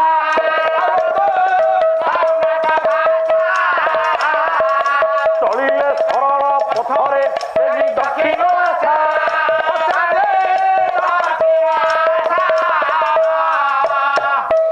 ଆଜ୍ଞା ଗଙ୍ଗାଧର ମେହେର କେଡେ ଚତୁର ପ୍ରକୃତିକୁ ଆଜ୍ଞା ସତ ଯେମିତି ଜୀବନ୍ତ ରୂପରେ ଥୋଇଛନ୍ତି ସେ କହିଲେ କୋଇଲି ଯଦି ବୋବେଇଲା କୋଇଲି ଯଦି ଖବର ପ୍ରଚାର କଲା ଯେ ବସନ୍ତ ରାଜା ଆସୁଛି ବୋଲି ଏକୁ ଶୁଣିଲା କିଏ ନା ଗ୍ରହ ରାଜା ବସନ୍ତ ଜଣେ ରାଜା ଋତୁମାନଙ୍କ ରାଜା ଆଉ ଜଣେ ରାଜା ହେଲେ ଗ୍ରହ ମାନଙ୍କ ରାଜା। ଆଜ୍ଞା ଗ୍ରହ ରାଜା ହେଲେ ସୂର୍ଯ୍ୟ। ସୂର୍ଯ୍ୟଙ୍କ କାନରେ ପଡିଲା ଯେ ପୃଥିବୀ ପୃଷ୍ଠକୁ ଆସୁଛନ୍ତି ମହାରାଜ ବସନ୍ତ। ଆଜ୍ଞା ଛାନିଆ ହେଇଗଲେ ସୂର୍ଯ୍ୟ, ଆଜ୍ଞା ଛାନିଆ ହେଇଗଲେ ଭୟରେ, ବସନ୍ତ ଭୟରେ ସୂର୍ଯ୍ୟ ଆଉ ବକ୍ରଗତି ନ କରି ଚଳିଲେ ସରଳ ପଥରେ। ୟା ଭିତରେ ଆଜ୍ଞା ଯୋଉ ଭୌଗୋଳିକ ପ୍ରମାଣ, ବୈଜ୍ଞାନିକ ପ୍ରମାଣ ଦେଖନ୍ତୁ ଆଜ୍ଞା। ବସନ୍ତ ଋତୁ ପୂର୍ବରୁ ଆଜ୍ଞା ଥିଲା ଶୀତ ଋତୁ। ଶୀତ ଋତୁରେ ସୂର୍ଯ୍ୟଙ୍କର ହୁଏ ଦକ୍ଷିଣାୟନ, ଦକ୍ଷିଣ ବାଟ ଦିଗରେ ଗତି କରନ୍ତି ବକ୍ରଗତି। ବସନ୍ତ ଋତୁରେ ସରଳ ସିଧା ବିଷୁବ ରେଖା ଉପରେ ଗତି କରନ୍ତି ସୂର୍ଯ୍ୟ। ଉତ୍ତରାୟଣ ଉତ୍ତର ଦିଗରେ ଗତି କରନ୍ତି ସୂର୍ଯ୍ୟ। ଆଜି ସେ କଥାକୁ ଆଜି ଗଙ୍ଗାଧର ମେହେର କହିଲେ ନାଇଁ ନାଇଁ ନାଇଁ, ଇଏ କାହିଁକି ବକ୍ରଗତି ଛାଡିଦେଲେ, ଦକ୍ଷିଣାୟନ ଛାଡିକି ସୂର୍ଯ୍ୟ ସିଧାସଳଖ ଗଲେ ଭୟରେ। ତାକୁ ଲକ୍ଷ୍ୟ କରିକି କବି କହିଲେ ବସନ୍ତ ରାଜା ଭୟରେ ସୂର୍ଯ୍ୟ ବର୍ତ୍ତମାନ ଆଉ ବକ୍ରଗତି ନ କରି ସିଧା ଗତି କଲେ। ଯେମିତି ଆପଣଙ୍କର ଯଦି ଆପଣ ଚା ପିଉଥିବେ, ଗପ କରୁଥିବେ ଅଫିସରେ, ଆପଣଙ୍କର ବସ୍ ପଳେଇ ଆସିଲେ, ମାଲିକ ପଳେଇ ଆସିଲେ, ହେଡ୍ ପଳେଇ ଆସିଲେ, ଆପଣ ସାଙ୍ଗେ ସାଙ୍ଗେ ଖାତାପତ୍ର ଦେଇଦେବେ। ସେମିତିଆ ଆଜି ବସନ୍ତ ରାଜାର ଭୟରେ ଇଏ ଗ୍ରହରାଜ ସୂର୍ଯ୍ୟ ଇଏ ବକ୍ରଗତି ନ କରି ଦକ୍ଷିଣାୟନକୁ ଛାଡି ସରଳ କହିଲେ ସିଧା ରାସ୍ତାରେ ଚାଲିଲେ। କାହିଁକି ଆଜ୍ଞା ଯଦି ବସନ୍ତ ଜଣେ ରାଜା, ସୂର୍ଯ୍ୟ ବି ଜଣେ ରାଜା, ତାହେଲେ ଋତୁରାଜ ବସନ୍ତକୁ ଗ୍ରହରାଜ ସୂର୍ଯ୍ୟ ଏତେ ଡରିବାର କାରଣ କଣ? ଗଙ୍ଗାଧର ପୁଣି କହିଲେ ଶିଶିର ରାସଇ ପଦ୍ମିନୀ ଘନର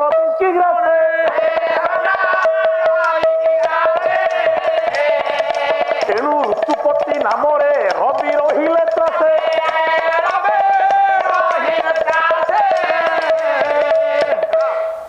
ଆଜ୍ଞା ସୂର୍ଯ୍ୟ ଯଦି ହେଲେ ଗୋଟିଏ ଗ୍ରହ, ତାଙ୍କର ପ୍ରିୟା ବା ସିଏ ଭଲ ପାଉଛନ୍ତି କାହାକୁ ନା ପଦ୍ମିନୀ। ସୂର୍ଯ୍ୟଙ୍କର ବାନ୍ଧବୀ ହେଲା ପଦ୍ମ।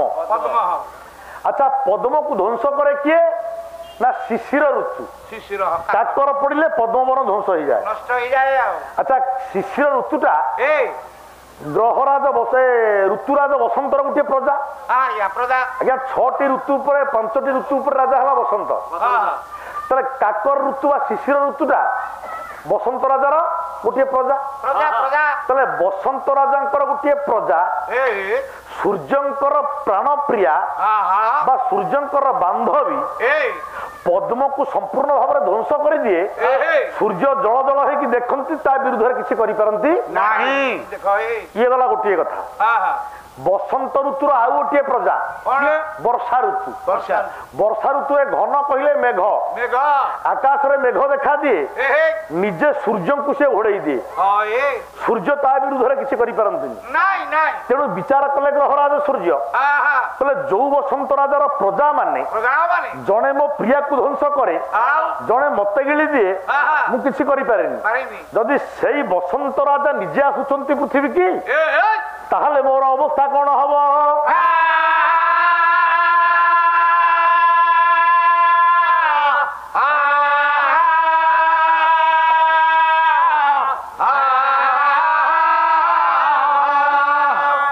ଆଉ ଗୋଟିଏ ଶ୍ଲୋକ ବୋଲି ବି ବସନ୍ତ ବର୍ଣ୍ଣନା କବି ହେଲେ କାଳିଦାସ ଋତୁ ସଂହାର ସଂସ୍କୃତ। କହିଲା ପ୍ରଫୁଲ୍ଲ ଚ୍ୟୁତାଙ୍କୁର ତୀକ୍ଷ୍ଣ ସାୟକେ ଦୁଇରେ ଫମାଣ ବିଳସ ଧନୁର୍ଗୁଣା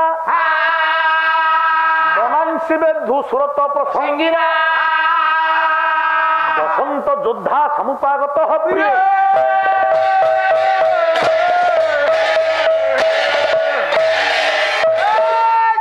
ବସନ୍ତ ଋତୁରେ ଚ୍ୟୁତାଙ୍କୁର ଆମ୍ବ ବଉଳ, ଆମ୍ବ ଗଛ ମାନଙ୍କରେ ବଉଳ ବାହାରିଲେ। ବସନ୍ତ ଋତୁରେ ଆମ୍ବ ଗଛ ମାନଙ୍କରେ ବଉଳ ସୃଷ୍ଟି ହେଲେ। ଇଏ ବଉଳକୁ ଦେଖି କବି କାଳିଦାସ କହିଲେ ଇଏ ବଉଳ ନୁହଁ, ଯେହେତୁ ବସନ୍ତ ଜଣେ ରାଜା, ସେ ଯୋଦ୍ଧା ବେଶରେ ଆସିଛି ପୃଥିବୀ କି, ତା ହାତରେ ଅଛି ଏଇଟା ଗୋଟେ ସର। ଯଦି ଆମ୍ବର ବଉଳ ହେଲା ଗୋଟେ ସର, ତାହେଲେ ଧନୁ କିଏ? ନା ଦୁଇରେଫ ମାଳା ଦୁଇରେଫ କହିଲେ ଭଅଁର ଆମ୍ବ ବଉଳର ବାସ୍ନାରେ ଆକର୍ଷିତ ହେଇ କଳା ଭଅଁର ଗୁଡାଏ ଚାରିପଟେ ଘିରି ଘିରି ହେଇକି ବୁଲୁଛନ୍ତି। ଇଏ କଳା ଭଅଁର ହେଲା ଧନୁର୍ଗୁଣ। ସତେ ଯେମିତି ଧନୁର୍ଗୁଣରେ ଆମ୍ବ ବଉଳ ରୂପକ ସରକୁ ଧରି ଇଏ ଯୋଦ୍ଧା ବେଶରେ ବସନ୍ତ ଆସିଲା। ରାଜା ଭୀଷ୍ମକ ଚିନ୍ତା କଲେ ଏଇ ସମୟରେ ବଗିଚା ଭିତରେ ଅନେକ ଗୁଡିଏ ସୁନ୍ଦର ଫୁଲ ଫୁଟିଥିବ। ମନ୍ଦ ମଳୟ ପବନ ବହୁଥିବ। ଫୁଲ ମାନଙ୍କରେ ଭ୍ରମର ମାନେ ମୃଦୁ ଗୁଞ୍ଜନ କରୁଥିବେ। ଆଉ ଏତିକି ବେଳେ ଯଦି ମୋର ପ୍ରାଣପ୍ରିୟ ରାଣୀଙ୍କ ସହିତ ମୁଁ ଟିକେ ଯାଇକିରି ଉଦ୍ୟାନରେ ବୁଲିବି ତାହେଲେ ନିଶ୍ଚିତ ଭଲ ଲାଗିବ। ଏଇ ଉଦ୍ଦେଶ୍ୟରେ ଅନ୍ତେ ଅନ୍ତଃପୁରେ କଲେ ଗମନୋଦୟ। ରାଜକାର୍ଯ୍ୟ ସରିବା ପରେ ମହାରାଜ ଭୀଷ୍ମକ ଅନ୍ତଃପୁରକୁ ଗଲେ, ରାଣୀ ହଂସପୁରକୁ ଗଲେ। ଉଦ୍ଦେଶ୍ୟ ହେଲା ରାଣୀଙ୍କୁ ସାଙ୍ଗରେ ନେଇକିରି ବଗିଚା ବୁଲିବା ପାଇଁ ଯିବେ। କିନ୍ତୁ ଦୁର୍ଭାଗ୍ୟ ଯେତେବେଳେ ରାଣୀ ହଂସପୁରରେ ପହଞ୍ଚିଲେ ମହାରାଜ ଭୀଷ୍ମକ, ରାଣୀ ହଂସପୁରକୁ ଜଗିକିରି ଥିଲା ଗୋଟିଏ କଞ୍ଚୁକି। କଞ୍ଚୁକି ଜାଣିଛୁ?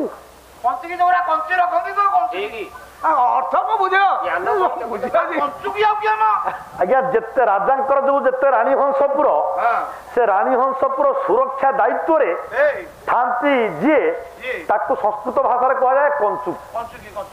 କଞ୍ଚୁକି କାହାକୁ କରାଯାଏ ନା ବିଭିନ୍ନ ବେଦ ବିଦ୍ୟାରେ ପଣ୍ଡିତ ହେଇଥିବ, ଜ୍ଞାନୀ ଲୋକ ହେଇଥିବ, ବ୍ରାହ୍ମଣ କିନ୍ତୁ କିନ୍ନର।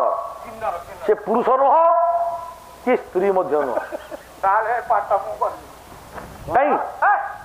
ପୁରୁଷ ନୁହ କି ସ୍ତ୍ରୀ ନୁହ।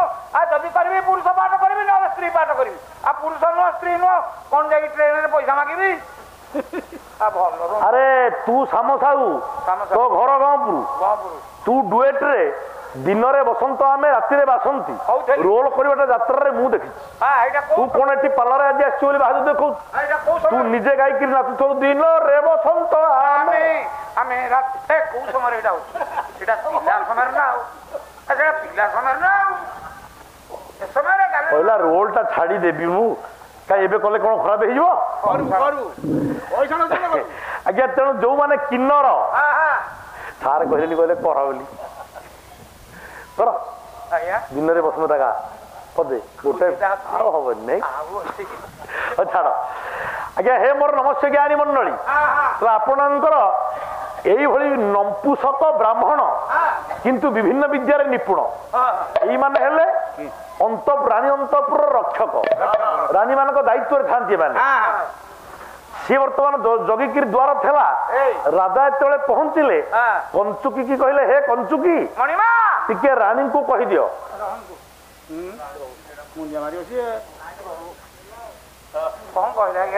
মঙ্গলম মস্তু।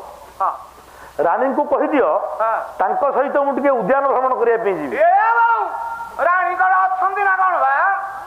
কঞ্চুকি আজ্ঞা বিনম্রতার সহিত কহিলা, হে মহাশয়, হে মহারাজ, ଆପଣଙ୍କର ଅଳ୍ପ ସମୟ ପୂର୍ବରୁ ମହାରାଣୀ ନିଜର ସଖୀ ମାନଙ୍କୁ ସାଙ୍ଗରେ ନେଇ ବସନ୍ତ ବିହାର କରିବା ପାଇଁ ଉଦ୍ୟାନକୁ ଯାଇ ସାରିଲେଣି। ଆପଣ ଯାଇଛନ୍ତି, ଆପଣ ଯିବେ ପଛରେ ଯିବେ ଯାଉନାହାନ୍ତି।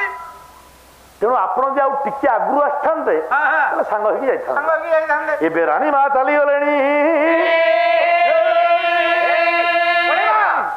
କଣ ଆପଣଙ୍କ ଇଚ୍ଛା? କହିଲା ବିଚାରିଲେ ମହାରାଜା ଭୀଷ୍ମ କମନରେ,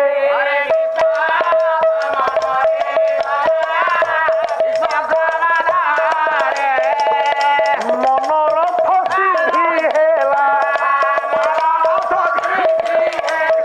ଅଳପ ଶ୍ରମରେ ଭଲା। ଆଜ୍ଞା ମହାରାଜ ଭୀଷ୍ମକ ଚିନ୍ତା କଲେ, କହିଲା ମୋ ଭାଗ୍ୟଟା ବଢିଆ। କଣ ବଢିଆ? କହିଲା ମୁଁ ଯଦି ରାଣୀ ଥାନ୍ତା ତାହେଲେ ମୁଁ ତାକୁ ଡାକିଥାନ୍ତି, ଆସ ଯିବା ଟିକେ ବସନ୍ତ ବିହାର କରିବା ଉଦ୍ୟାନରେ। ଆଉ ସ୍ତ୍ରୀ ଲୋକ ମାନଙ୍କର ଗୋଟେ ପ୍ରକୃତି, ସେମାନଙ୍କର ଇଚ୍ଛାଟା ପୁରା ଥବ, କିନ୍ତୁ ଯଦି ସ୍ୱାମୀ ଡାକିବ ଭାରି ଫବେଇ ହେବେ। ଆଜ୍ଞା ସିନେମା ଦେଖିବାକୁ ଯିବାକୁ କିମ୍ବା ମାର୍କେଟିଂ କରିବାକୁ ଯିବାକୁ ଇଚ୍ଛା ଥବ, ବାରମ୍ବାର ଖୁମ୍ପୁଥିବେ ଯେ ମତେ କୁଆଡେ ନଉନା ଯଦି କେତେବେଳେ ସ୍ୱାମୀ ଡାକିଲା ନାଇଁ ମ ମତେ ଆଜି ସମୟ ନାହିଁ ମୁଁ ଯାଇପାରିବିନି ତମେ ତମର ଯା ମୁଁ ହଜାରେ ଧନ୍ଦା ମୋର ମତେ କାହିଁ ସମୟ ତେଣୁ ଟିକେ ସାକୁଲେଇବାକୁ ପଡିବ ଟିକେ ତେଲେଇବାକୁ ପଡିବ ରାଜା ମନେ ମନେ ଭାବିଲେ ଯଦି ରାଣୀ ଥାନ୍ତା ଏଇନା ଗୁଡା ଅବଲ୍ୟ କରିଥାନ୍ତା ମତେ ତାକୁ ଗୁଡା କଅଁଳ ବାଳ କରିବାକୁ ପଡିଥାନ୍ତା ରାଣୀ ଆପେ ଆପେ ସଖୀ ମାନଙ୍କୁ ନେଇକିରି ଯାଇଛି ହେରି ଆଗରୁ ମୁଁ ଯଦି ପଛରେ ଯିବି ରାଣୀଙ୍କ ସହିତ ମିଶି ପାରିବି ତାହେଲେ ମୋର ଉଦ୍ଦେଶ୍ୟ ପୂର୍ଣ୍ଣ ହବ ହଉ ରାଜା ତୋର ତଳେ ଗଲେ ଏବେ କଞ୍ଚୁକି ବିଚାରିଲେ ଭଲେ ରାଜା ଯଦି ହେବେ ଭେଟ ଆଜି ହୋଇପାର ଅନିଷ୍ଟ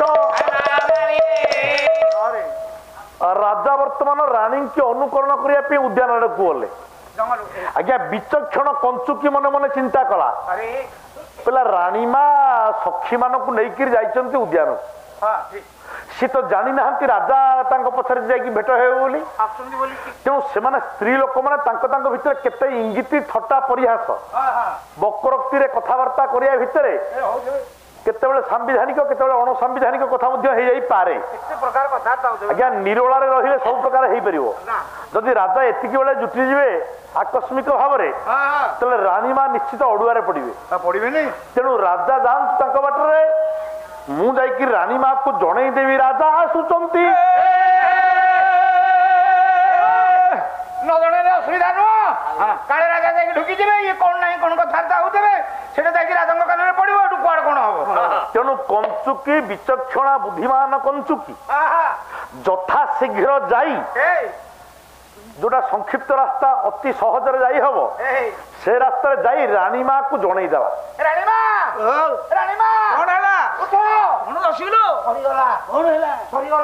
କଣ କହୁନୁ ରାଜା ଆସୁଛନ୍ତି ରାଜା ଉଦ୍ୟାନ ଭିତରକୁ ତମ ପାଖକୁ ଆସୁଛନ୍ତି ରେଡି ହେଇଯା ତମେ ମୁଁ ଜଣେଇଦେଲି ରାଣୀ ଜାଣିଲେ ରାଜା ଆସୁଛନ୍ତି ଖୋଜି ଖୋଜି ମୋ ପାଖରେ ପହଞ୍ଚିବେ ରାଣୀ ତାଙ୍କ ମନେ ମନେ ସତର୍କ ହେଇକି ରହିଲେ ଏପଟେ ରାଜା କଣ କଲେ ନା ଯାଉଛନ୍ତି ଉଦ୍ୟାନ ଭିତରେ ଗଲାବେଳେ କଣ ଦେଖିଲେ କବି ଯଦୁମଣିଙ୍କର ଗୋଟିଏ ପଦ କହିଲା କୁସୁମ ରେଣୁ ଲମ୍ପଟ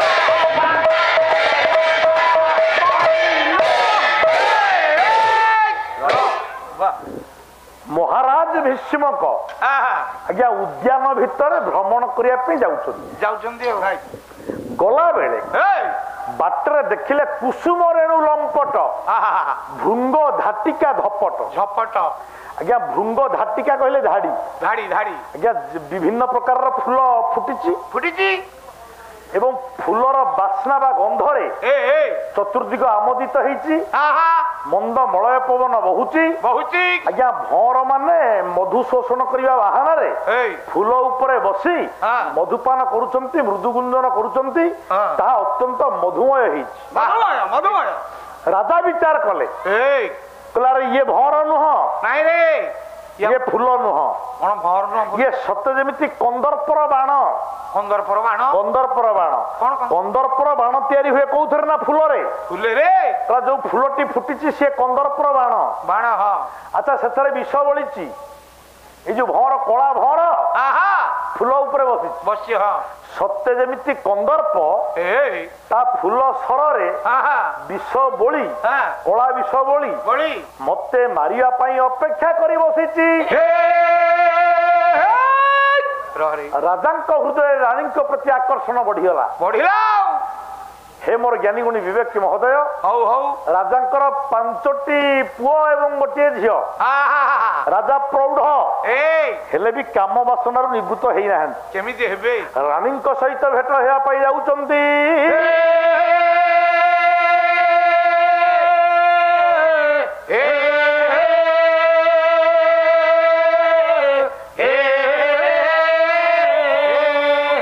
ରାଜା କିଛି ବାଟ ଗଲେ ରାଜା ଦେଖି ଦେଖି ଯାଉଛନ୍ତି ଉପବନକୁ।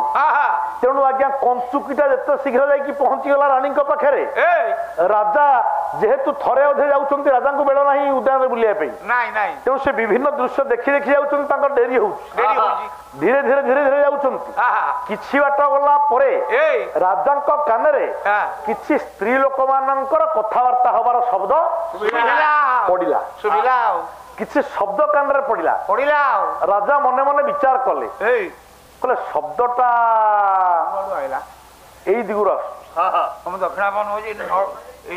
ଅତି ମଧୁର ମନ୍ଦ ମଧୁର ଧ୍ୱନି।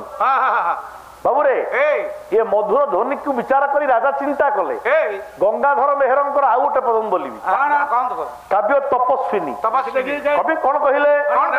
ଧରି ମନ ଚିହ୍ନି